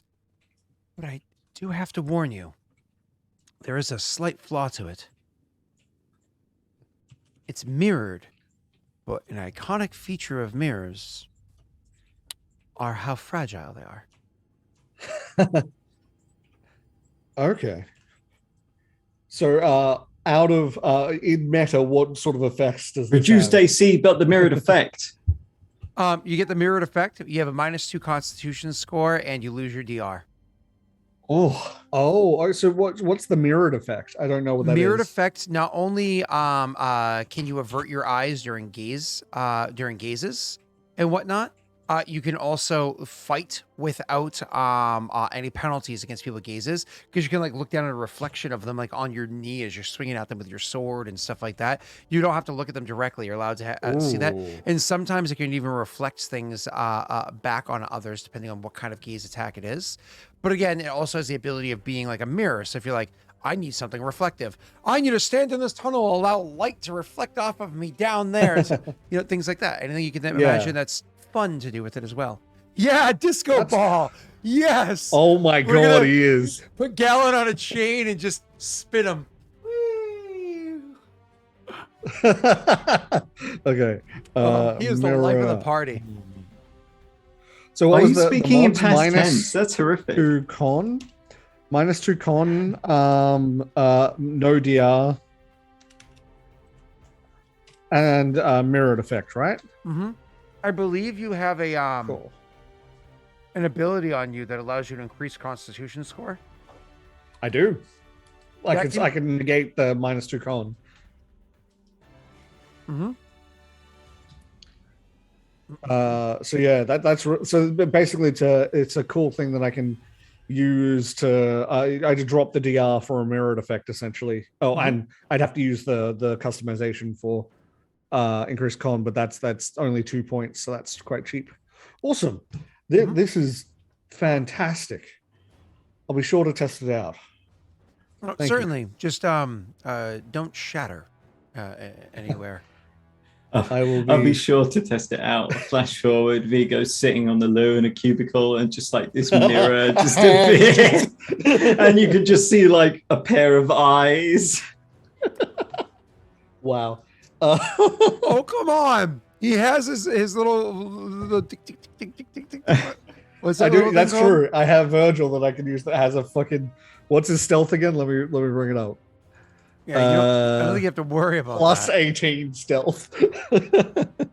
Oh, jeepers creepers. He like right. stands up, pulls his trousers up, turns around, and like A smashed and like gallon Virgil's literally just standing there, like directly in front of him. Like he's just been there the entire time. He's just like, I like that a smashed gallon is 7 years of bad luck. This is true. You can't ever get drunk now. But yes, I'll thank him and ask if that's all.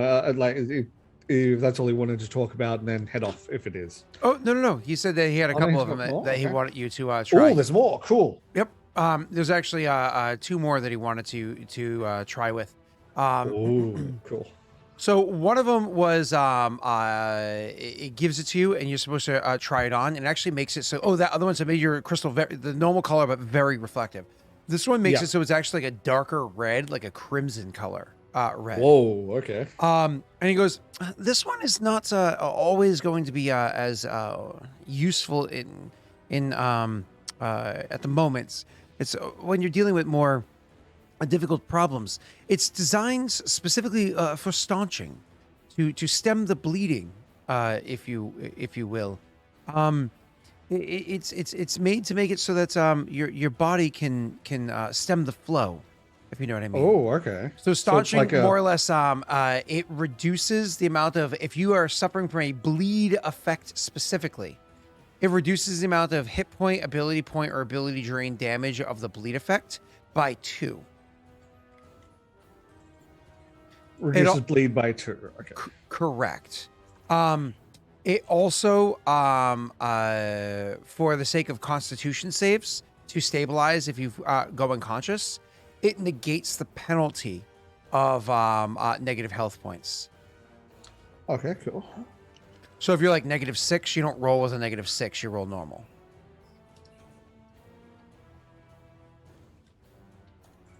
HP, yep. All right. Okay, that's really cool. It's when like emergency armor. Yep. And it's one of those, I would love to show you exactly how it works, but I wouldn't want to cut you Yes, just to... Indeed, I understand. I'll make sure to... Put in. Well, I hope I don't have to test it, but if I do, I'll have it on hand. Yeah. So it's DR2 against bleed effects. And then lastly, they say, this last one's a bit of a strange one, I must admit. It was designed not to go to your armor, but onto something else instead. May I show you? And they grab... Well, I'm not sure that this is acceptable for Twitch.tv, Scott. Like a crystal sheath? No, that's not. What is a sheath? No. I'm not joking. It is a sheath. Oh, damn it. If you place We'll ignore his gutter mine for a second. if you place a blade into the sheath that we have here that's inlaid with the crystal, here, allow me to show you. And you have a bastard sword, don't you? I'll hand him over the So sword, of course it's designed for bastard sword because it's parallel. So you can put any smaller blade in there, no problem, because it's right. Yeah. So you put that in there, and then you restrap it to your back, or whatever it is, and says, now with this one in mind instead of the other two, so this one effectively on hand, transform again. Oh, okay. I will transform. You do so. Everything feels normal. Don't feel any different. I draw the sword. You go to draw the sword, but the sword's not there. Interesting. So it's been absorbed into the armor then, I assume. May I? He says, gesturing to your right arm, because I see you're right-handed. Yeah. Turns your arm outwards, and the crystal itself has like an inlaid shape of a sword into it inside of your arm. Cool. With this one, You've got a tech blade. I an know. Omni blade. I know it's it's a motion and a thoughts to make it work, and like it takes a few tries, but eventually you just stand back. And you I'm gonna make sure like I stand well away from him. A crystal full forms into your hand, so it's like a big ass crystal bastard sword is in your hand. That's sick. Normal crystal, you know what I mean? Yeah. Bastard sword inside of your hand. Okay. That's cool. I like that one a lot. And Yes. then I assume I can think of it returning, and it does. Yes.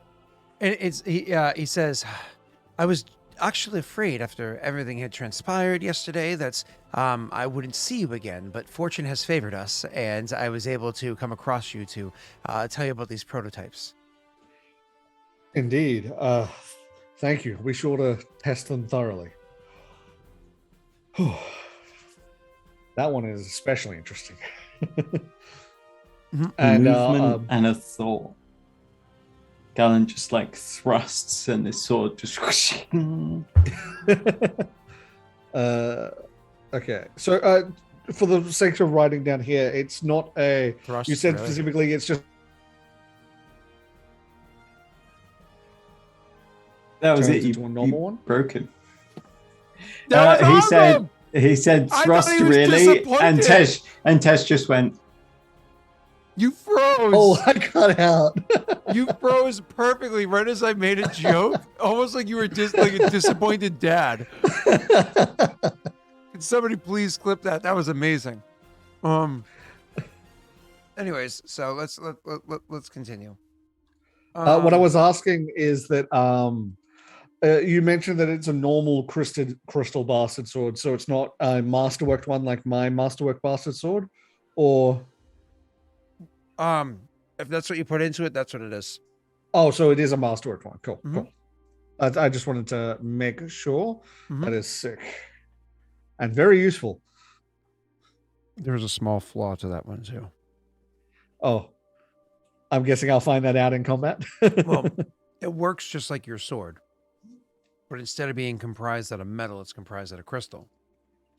Right, which is the different hardness. Correct. Different hardness, Yeah. different health points. Correct. So, Fragile? not fragile, but instead of a hardness of 10, I think it's a hardness of 7, and instead of Yeah. maybe 20 health points, I think it goes down to 12 health points or something like that. So somebody can shatter it more easily. It means if someone deliberately tries to break my weapon, it'll be easier for them. I wonder, does that even matter though? If they break it, do you just not just go swing again? I know I'll find out. It'll be interesting to see if that happens, if it breaks my weapon, like my bastard sword or not, or if this is just a it'll be interesting to see if this is a manifestation of it or a recreation of it. There's obviously something your character doesn't realize and wasn't even explained to No, him. no, this is very much meta. I mean, this is part of the I assume part of the experimentation of it. But okay, cool. I would thank him for that. Best 75 gold ever.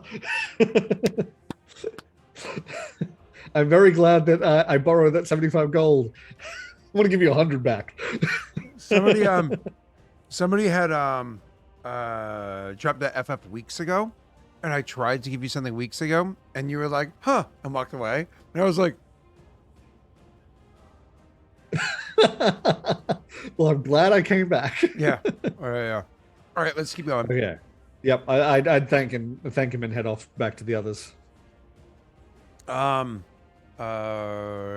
So, anyways, the Sundercats. Oh, the name of the show is called Sundercats. I had a lisp as a kid. I totally was calling it by the wrong name.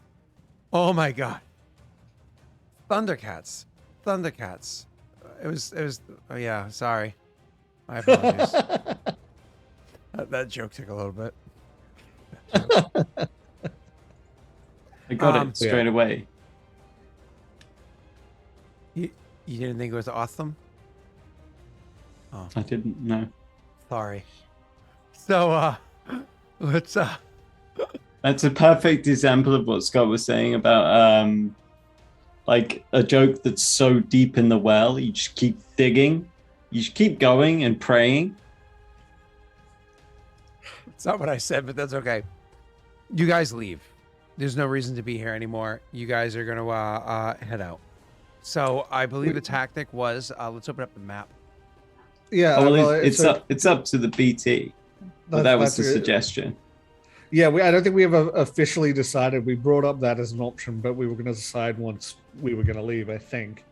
I think that's the quickest way back, and I think that's what we should do then. Honestly, Yeah. yeah. It does feel like it means we have to travel a little bit in Nadir, but it is by far the fastest way back. Well, if we do that. what we can do is We don't literally actually just have to cross yeah, country to Lolavi and then take the main road to Durin up to Meshtes and then up to Haldgwen, which is minimal Adir travel. And then we Yeah, that's true, again, actually, once yeah. again, get a boat and we're back in Peridot. So Well- we've got such a short amount, really. You do 60 have miles. you do have the option tops. of going up the river from Renetslav, which is where you are, and bringing that river, and where the river ends, actually a canal even goes a little bit further. So that brings you almost all the way to, now you might not know this, Neil, but that brings you almost all the way to the Drazstone. Going Takes that us route. to the mountains. Yeah, to Drazstone. Like, also the wrong direction. But it Remember- does get us pretty close to the river. But so does the other way. And we don't have to go through. Neil. You take there, you pop into Drazstone, you just round the corner to Sun's Rest, hop in the teleporter, pop out of Hogwen. You know? Look, mate, Um, I'm not risking another encounter with Mr. Trode.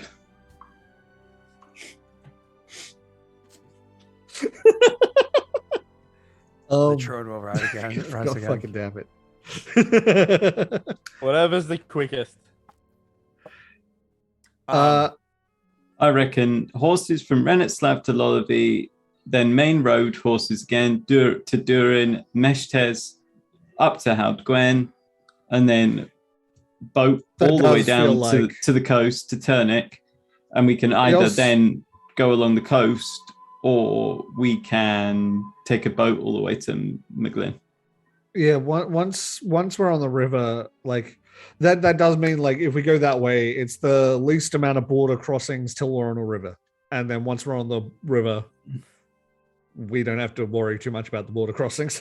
I'm surprised you don't take the road from Durin to Osto. That stretch That's a across the board. long road. Osto is cool.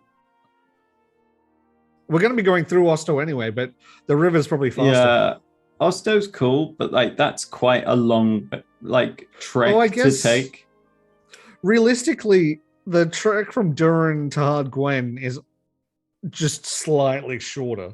It is slightly shorter, but getting on a river does make things easier. Well, you That's could true. get on the river out of Meshtes. True, actually, yeah, we can go from Meshtes Oh to yeah, there is Chesetel. there is yeah, one. yeah, in I Meshtes. didn't even I see didn't that. see that. So let's go to Meshtes and from there up the river to Chesetel. Yeah, I agree. And then Yep. straight back. Yeah, Yeah, that's better. Good. I didn't see that. yeah, I didn't see that either. That's perfect. All right. So then the first thing you're going to want to do is start heading south. Now, not along the river, of course, unless you're going back to that town where Tesh's friend is, which wouldn't be. Would they want to even go to Deer hearing rumors about how dangerous it is? They probably haven't heard those recent rumors. The only Yeah, rumor we heard was the undead. The and undead Tristan problem's says they been dealt with it. Yeah, the undead problem's been dealt with by Peridot. Well, unfortunately, what they're referring to, what Joey's referring to, is how recently some Peridot scouts and whatnot were inside there, and they all went disappearing. Oh, we haven't heard anything about that yet. We don't know anything about that. Yeah. We don't really want to go to a deer anyway. Yeah, it's a trap. Yeah, I mean, we location. found a Should we try way. and go back? We're going to Yeah, I mean, have yeah, a no, very it's- brief foray into a deer, but it's on a river. so- We were just traveling through Aderia because it's easy, you know. Yeah, the only reason why we were going to a deer was just it was the fastest way that we saw. But now Scott pointed out a river that we didn't see. So God, now it's going to I'm- be brutal if Adir's going to become such a big part of Uvincia. Part of it's going to become part of Perennia, and part of it's going to become part of Valor. I'd have thought.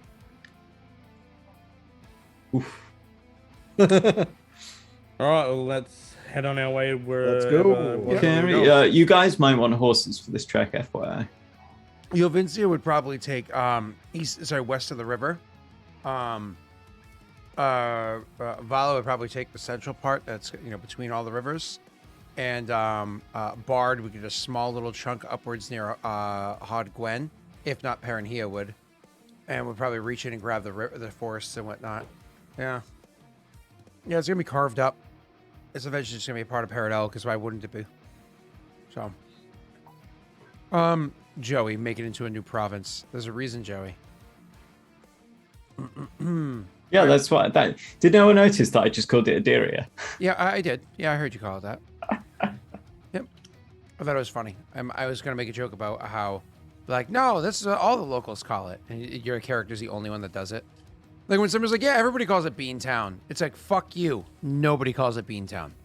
I was like, anyways, so let's continue. So you guys are going to start this trek. Honestly, there's nothing that I need to weigh in on with this trek. The beginning part of the trek is going to be a little bit treacherous because you are going to, let me get this back up on the screen. Because you are going to be going through an area that's along the warfront. So that first town that you go past, which is Miditech. Miditech is actually going to be, if you choose to travel through there, which I think you would, that is on the warfront as well. That is right where lots and lots and lots and lots of battle is happening. Actually, let me try doing a. Yeah, I can't draw on the map because there's no one on Roll20. But I was like, we could literally just get horses and cross country to Lullaby Back real quick.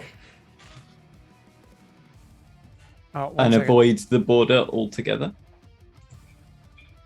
Yeah, that's and a good then idea. back over here.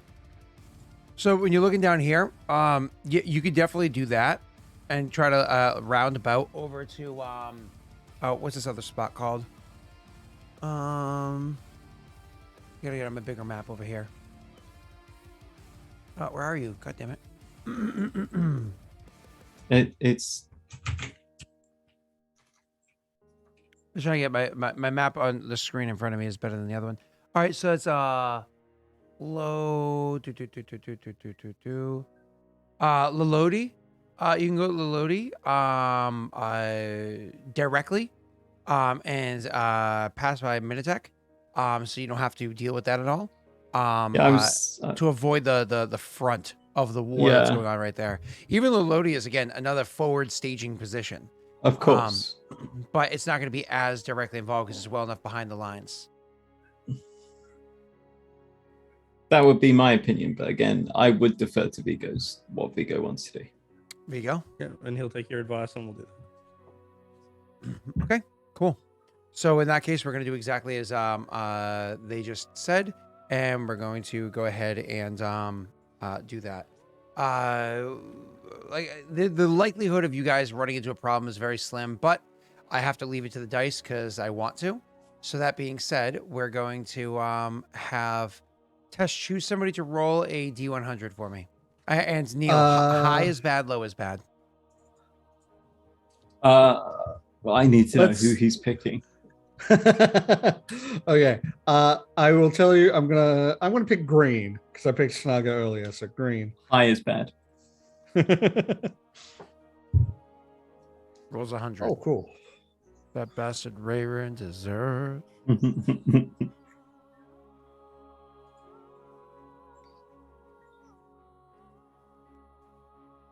Like I said, it was very unlikely that something bad would happen. But You it did. You guys actually come to areas where you're like, ooh, you can definitely see where maybe a camp was recently, or off in the distance, you can see that there's camps out there as you're traveling like over a hill, and you look down below, and look far off in the distance, you're like, do you see that out there? It's like, no, not really. It's like, no, really. If you look far enough out, you see those white flecks. I remember as a child growing up seeing things like this off in the distance when I would visit my brother. like those are actually those little spots are actually all tents. Each tent is able to house X number of soldiers. And if you actually look at the way they're designed, you can tell based off of the shape and style of it that it's about X number of soldiers there. They're planning something. But you guys are able to make your way on avoiding any big problems. You get to the Lodi relatively easily. I'll just touch on the Lodi really quickly. So when you get there, because it is an area that's been a part of the war for a decent amount of time as well, but unlike Bratislav, which has tried to maintain a degree of commerce or whatever with the people that are up there, because Northern Yovance is very different from Southern Yovance. So they've tried to maintain a degree of commerce for a long while. Lodi feels like It's a city right behind the lines of where the wars are. Like, the sheer number of soldiers that are around there is just incredible. The amount of extra structures that they've had to build up over the course of the years of doing this camp is, again, also incredible. They also have areas near to the city where they are constructing the various components for making siege engines around there. So we're talking, like, obviously the siege engines themselves will be constructed on the actual field of battle. Like, you're not going to build a catapult and then push it for 700 miles, right? Sometimes you'd actually even want to do full construction from scratch on the battlefield, depending on where it is you're going, what it is that you're doing. But they're making a lot of the components to do siege engines right here in Lolodi, which means that Lolodi is a location that has lots and lots and lots of Inclime inside of it. Those people that are set to service for 7 years to earn their freedom. So there are a ton of Yovant's former slaves that are currently serving their Inclime, however many years into it, that are working on this construction. And then to, once again, kind of keep things moving forward, for the sake of everything functioning well, they have so many different areas where they're like quarrying out the different types of stone that they need, and the whole area just isn't what it would have been, say, when Jake was a child growing up and may have swung by here, right? If he ever swung through here, because back then it would have belonged to Yovants. Not anymore. Like, these are liberated peoples. Either way, the people overseeing it, they run this place more or less like a military camp as opposed to like a city, which for this party is very comforting. It's nice to know that everything in here is kind of taken care of. With it being run like a military camp, that means that all soldiers that choose to spend time here, because you could be activated if you're here, like, you're going to the lines, but I'm on leave, sir. That's nice. Like, oh. It actually has, like, a lot of stuff is kind of taken care of for you to streamline it. So it's almost like constantly having to go to the commissary to buy stuff. Relatively cheap compared to if you weren't at the commissary.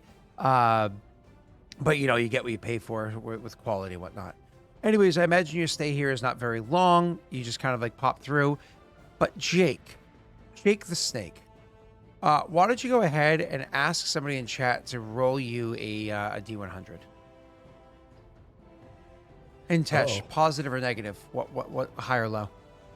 Who are you asking?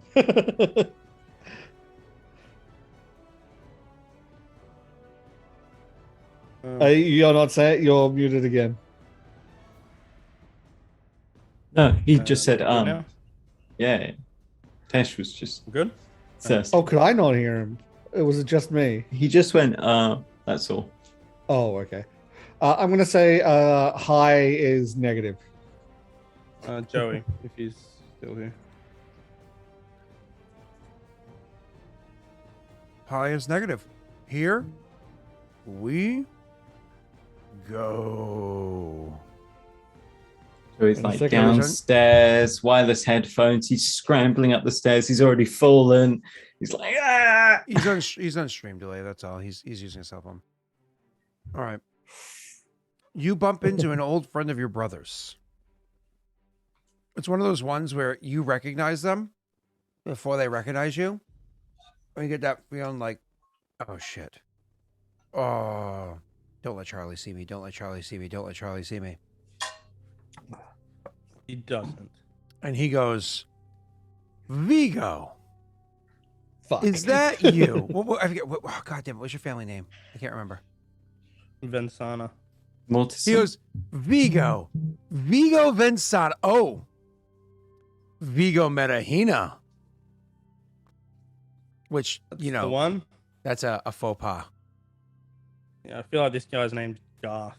I was like, hey Garth, how's it going? He looks at you and says, sorry, I'm a shitbag. Let me pull this up. He looks at you and says, he looks at you and says, that'll be Centurion Brooks to you. Centurion Brooks. And he goes, first name basis was something that belonged to your family. My apologies. He goes, accepted. What brings you around here?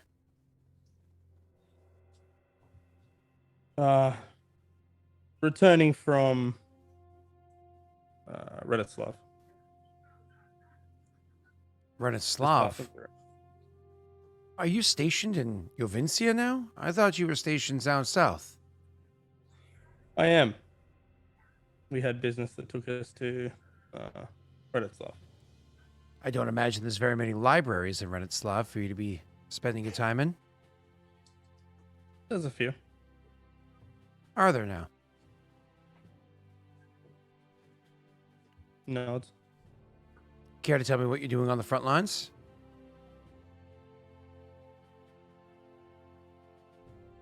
passing through.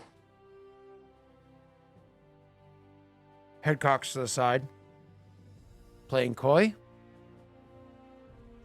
Under orders, sir.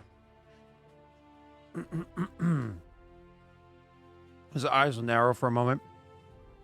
And he'll say, "How's your brother?" Don't know, sir. Again, eyes narrow. Do you not? I do not, sir. You know what I last heard, right?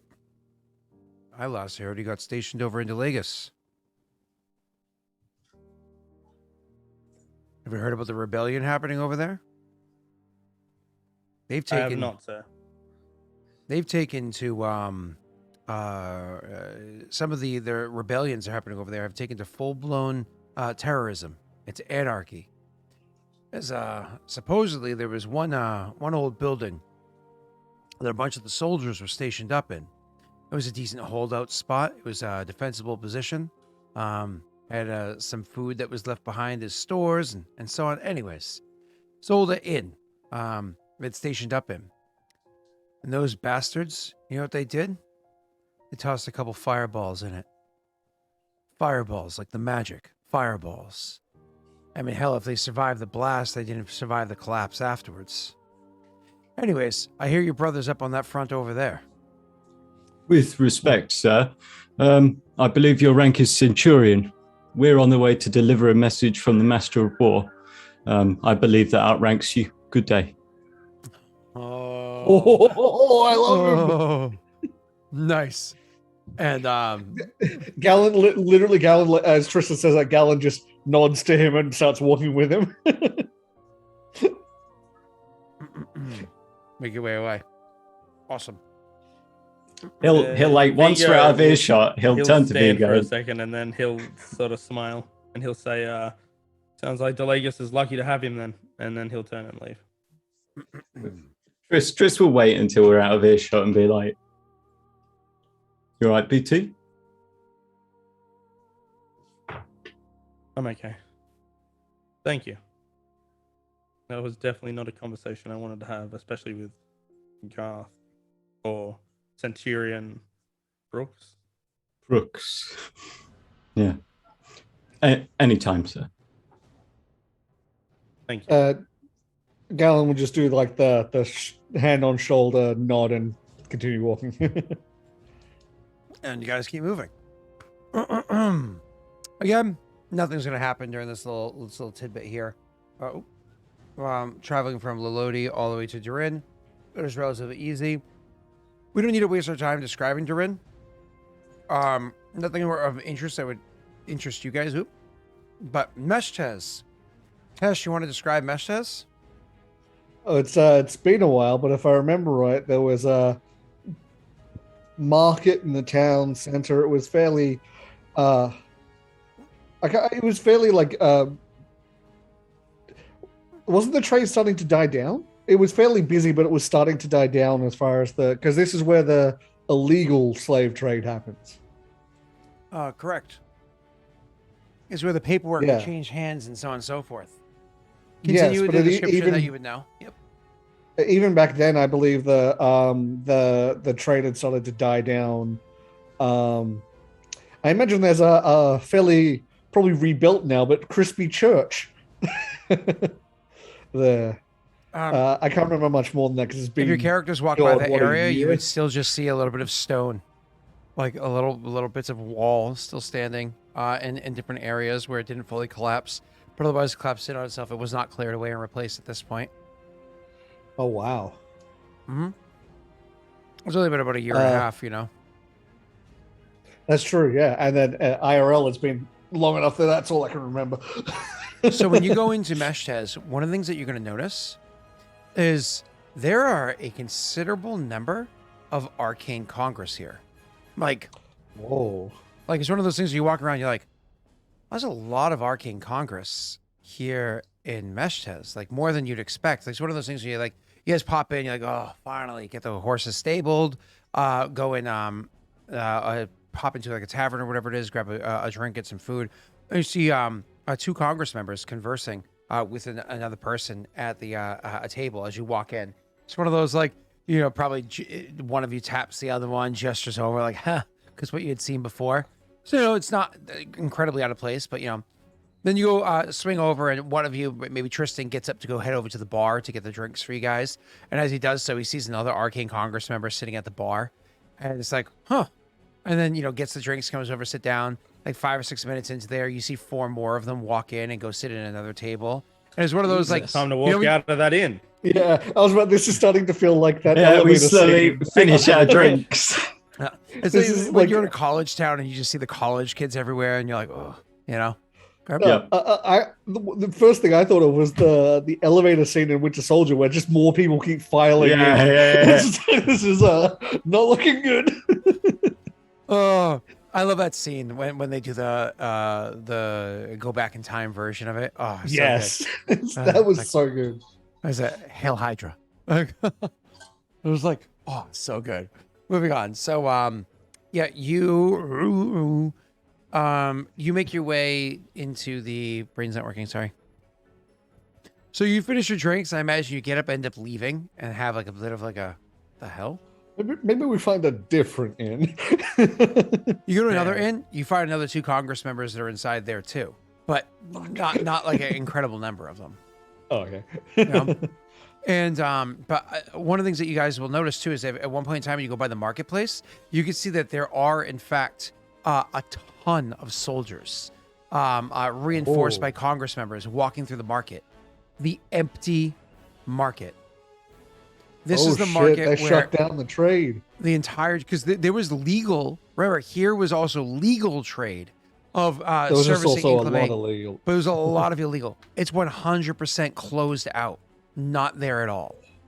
And it was a huge market. So again, it's like if you've ever been to your favorite. That's what Meshtez was known for. Like that was the thing. If you've ever been to your favorite arena or venue, whatever it is you could think of, let's say like a football arena or a football arena or whatever it might be, and you've been there when it's busy, and you've gone there to point at the time where it's empty, it's like that kind of feeling. Where you're like, it's surreal how empty it is. So, anyways, kind of like looking through and keeping everything here very cleared out. You decide not to go into that vicinity because you're probably not welcome in there anyways, and avoid it entirely. Needless to say, your stay in Meshtez, I imagine, is relatively short. Eventually, you book charter on the docks, where they're going to have you go in Chisatel, like Neil said, taking a boat over in that direction. Now, this is fun, because once you charter up that boat trip and start going in that direction, I'll give you guys costs at the end afterwards. As you guys are traveling along there, Neil, at some point in time during that boating trip, you see a keep with a knockdown wall off in the distance that looks all too familiar to your character. And you can see the area where you remember encountering. I don't know if Tristan would go into any remembering kind of storytelling or not, or no. A keep with a knockdown wall? Are Mm-hmm. you referencing Ostrad? Oh, yeah. You're not in that river, the one south of it. Yeah, that's what I thought. Mhm. But this is where I was posted, isn't it? Mhm. I can't recall a keep with a knockdown wall actually, but Oh, hold up. The keep with the knockdown wall that's on the northern bank of that river that you're traveling on is literally where the temple was. But that's a different campaign. However, your character did say. I mean, that was literally. I mean, this is. Tesh's- I believe I hunted an owlbear on the north banks of this river. And that's what I was referencing just now. Yeah. The keep, however, was also in Tesh's session 0 that we played IRL like 3 years ago. You know what I mean? Yeah, you're right. It was. Yeah. Mm-hmm. But I think and Trish when, would- God. when you can feel a presence like watching him from the keep. Oh, I forgot about that. Yeah. Where it was hinted That towards explains Abstergo 13 so on his much. session 0 IRL 3 years ago. Yeah. I think. Holy I think shit, you were. Tris would like be staring at the north bank and like grab his like maybe draw his cloak a little bit around him as if to shield himself from some of the memories, but he won't bring it up because talking about hunting an owlbear is fine. Talking about fighting the undead is uncomfortable. Regardless of how much of it you had to do, any amount is disturbing. You guys don't have to press this issue. Eventually you get to Chishotel, and when you do, again, this is a location where there's more soldiers than you would typically expect to be, all things considered, on this this border between here and Adir. I don't remember if your characters have come through this one yet. I don't think so. But either way, on this border here. But Neil, you do know that your actual home, isn't it very close to Chishotel? It is. It's sort of in between like Chesetel, Torchin, Hogapo, Pukigov, but the closest settlement would be Chesetel, yeah. That being said, I mean, if it's only about 30 miles, it might be like a day's ride or less from here. Would you ask your CO if you may have a bit of leave?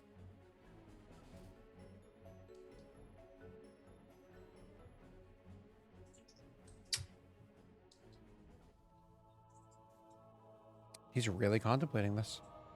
Yep. He wants to go and see his family. Of course he does. But at the same time, he legitimately meant what he said about he believes this information could make a difference. Well, and delaying it seems wrong. That's a good point. I think he'd console himself with, like, as they're traveling down the river past Chesetel, he'd like talk about the family's homestead and like his younger life a little bit. You get the impression that he's pining, but he wouldn't ask directly. And I suppose if he was asked, he'd say, no, this is more important. you book passage south and head all the way down to Turnic. From there, you stick along When the we go- coast. Next time we come past, we can go visit. You stick along the coast and you go all the way over to McGlynn. And finally pull into the docks, as I've described them many times before, with a very high-rising military compound that's there, so on and so forth. And eventually you're back home. Jake, where do you guys go? Well, were our orders? Do we report directly to the prince, or do we report to Sea Pearl? You said the prince was directly. reading the We reports, report but I think directly we to the prince. However, sometimes that's done via the proxy. It's still considered we're under the direct command of the prince. Correct. I Well, believe he's so, up, yeah. So And you're no We longer meeting report at her Prince? place. You're now meeting at her house. That's right, okay, yeah. so do we go to her then? You would, I would imagine. Sorry, go on. to go through the correct channels, you would go through her because you don't have you don't got his phone number. Yeah. You know what I mean? Yeah. Yeah. Then we would go We've to not Sea added Pearl's it to the house. Pokedex. So she is the mouth of the prince for right now. The mouth of Sauron. So with Sucks. the report that I would be like to hand in, I would very specifically have two reports. One that is for directly the Dwayne that includes all the information with regards to the psionic stuff, like the extra stuff about the fact that the reason why I believe this is such a big deal, because oh my god, because the fact that I've never encountered anyone with this sort of power, sort of thing, and that other people shouldn't, as far as my knowledge was, other people shouldn't have this ability, but they clearly do. Correct. Mm-hmm. So I would deliberately, so I would have that report being like, I will give it to her if she asks for it, but I'm going to tell her that it's since like this is obviously when it comes up later. But I'm telling you now that I have the two reports ready, the one that's super sensitive and the one that's like all the rest of the information. Well, you can definitely have one that says this is Prince's eyes only, and then she can do with that as she sees fit based off of Yeah. her being What your two boss. reports do you have? What's the second one? All the information that we gathered, everything to the details, like, and then the second report is my extra information with regards to the psionics and what I know with Abstergo, and the reasons why the information in the other report is distressing. If that makes sense. I won't touch your psionic report, but I would have worked with you. I'll have written up the other report. Yeah. Yeah, you can write on my report. My report. My report writing is. Yeah, no, that he would happily work with you on it, and he would offer if you want to like have a read over of the other one, the psionics one as well. Yeah, he'll read it because he's very interested. But there's no editing. That's completely on you. That's yours. You can write Triss's report. He's more than happy for you to do that. You don't even have to write a report. Your report is our report. Oh. He sees that and he writes you a report. It looks really, really good to you, but it's like bare bones for him.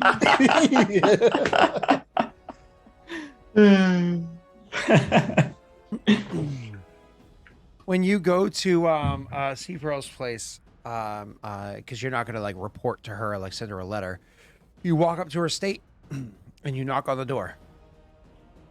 Just so I remember, Scott, the reports are actually supposed to be the prince reads first, correct? If I remember back then. You give reports. Eyes You give reports first. for the prince. Yep. Okay. You're gonna give them through her though. Yep. That's Is she Centurion of War or is it Lieutenant Commander? I think she's LC. Give me 1 second. Yeah, I think it's LC actually. Yeah. No. She might be a BC, a battle commander. Oh really? Yeah. Yeah, I think she's BCC Pearl. Gotcha. Thank you. Yeah. Just wanted to. It's been a while since we interacted with her, so wanted to recall. High commanders run the city. Field commanders serve directly to them, and so on and so forth. Yeah. Wait, hang on. Muffin Man, is that what I think it means? Is that the TikTok shorthand version of boating school? Sorry, continue. So anyways, when you get to her place, to go knock up to her door, when you walk up to this really nice place that was very empty, she was just starting to fill up. One of the things that you notice is that out front of this place, there are a few different carriages that are set here. They look like they've probably just been put here the past couple of days or so. Certainly don't look like they've just pulled up or that they've been here for months by any stretch, but they definitely seem like they've been here for the past couple of days or so. And there's carriages that are put there. Two carriages and a wagon that's here, which is a little strange, but you go walking up and knock on the door. Several moments later, the door will open up to somebody standing there and saying, hello, how may I help you? Person standing there is going to be a mole, a hobgoblin, standing there dressed very well. We are here to see. So it's BC, was it? Mm-hmm. BC Pearl. Yep. You're here to see the commander. She's a little bit indisposed at the moment. May I ask what this is in regards to?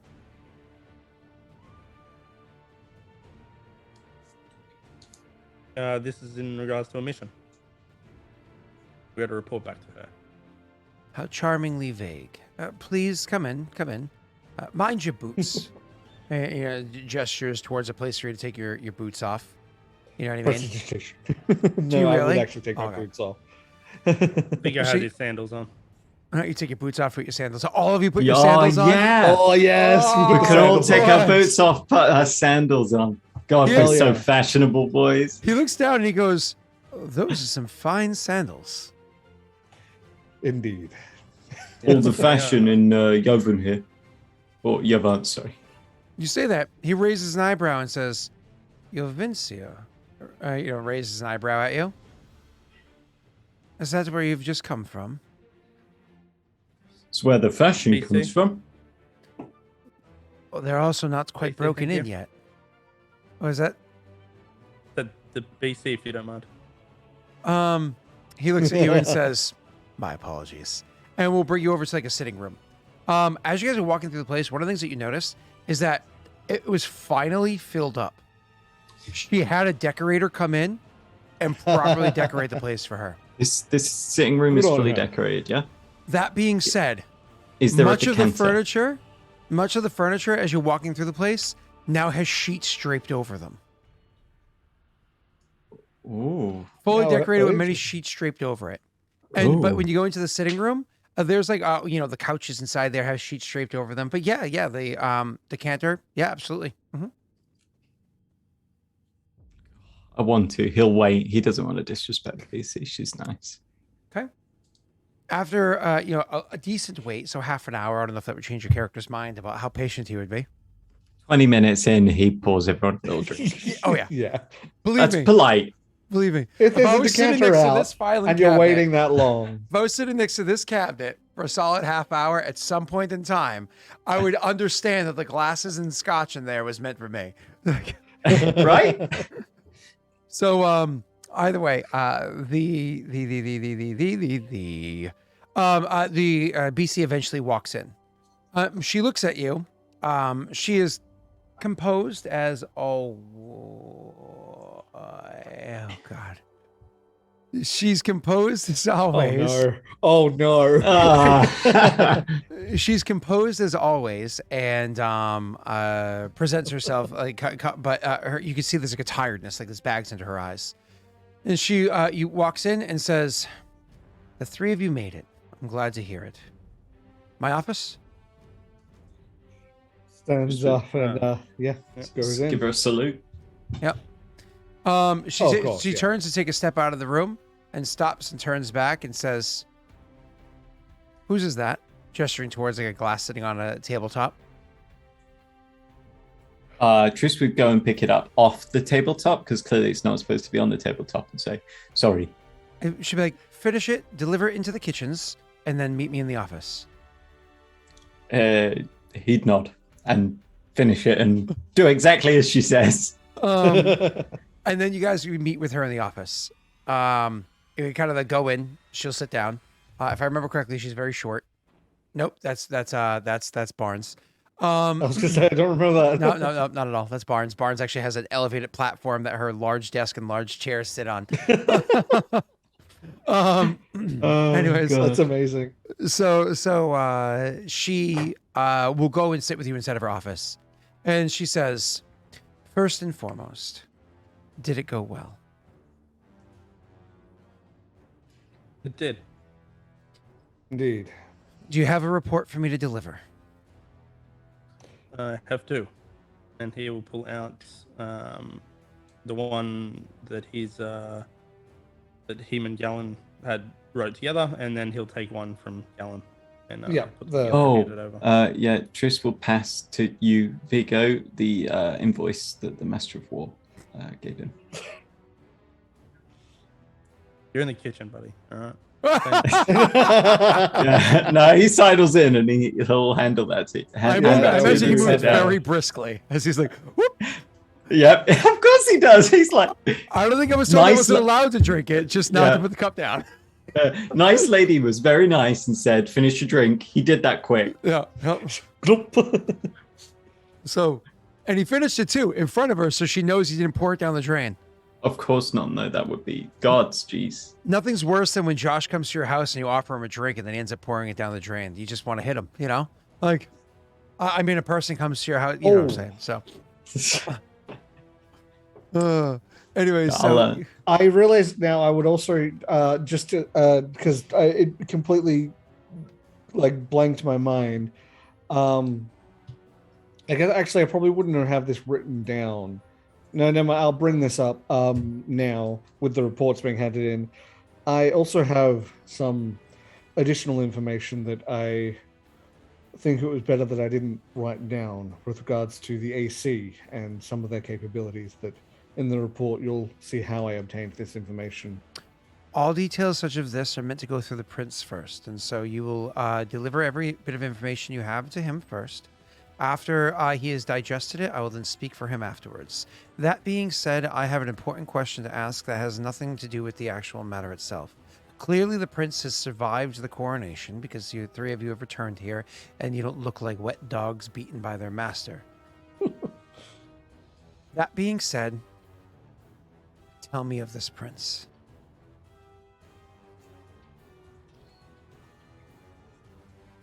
Well, We have his name and everything, right?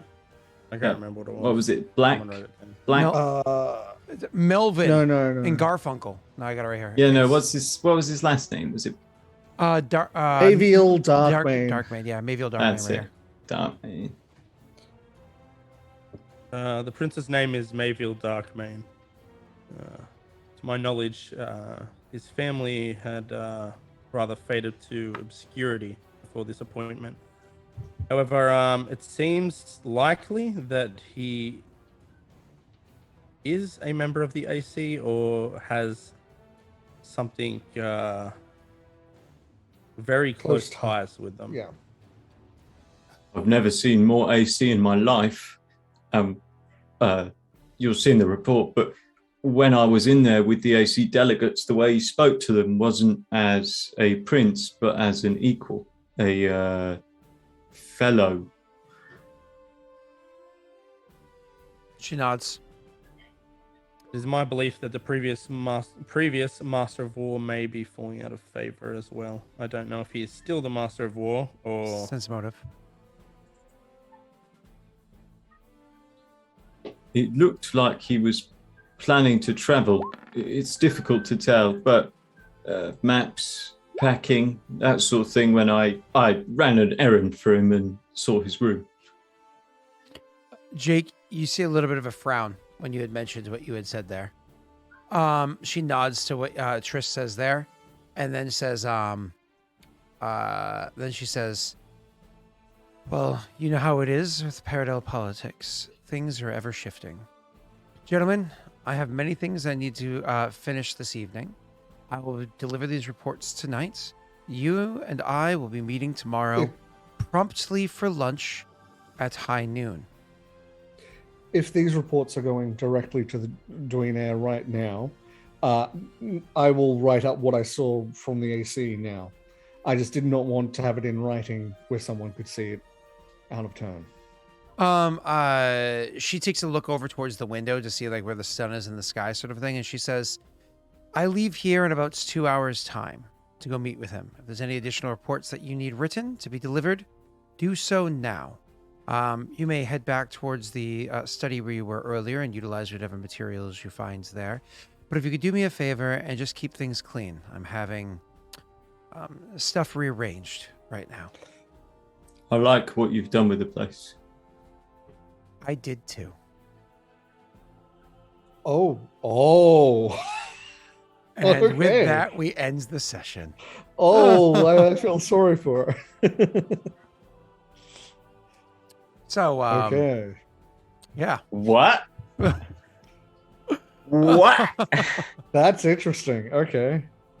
All right. So, I have to go and get ready for work. I actually have a relatively short day today. I'm out at 6. And then I have to come home and gobbledygook.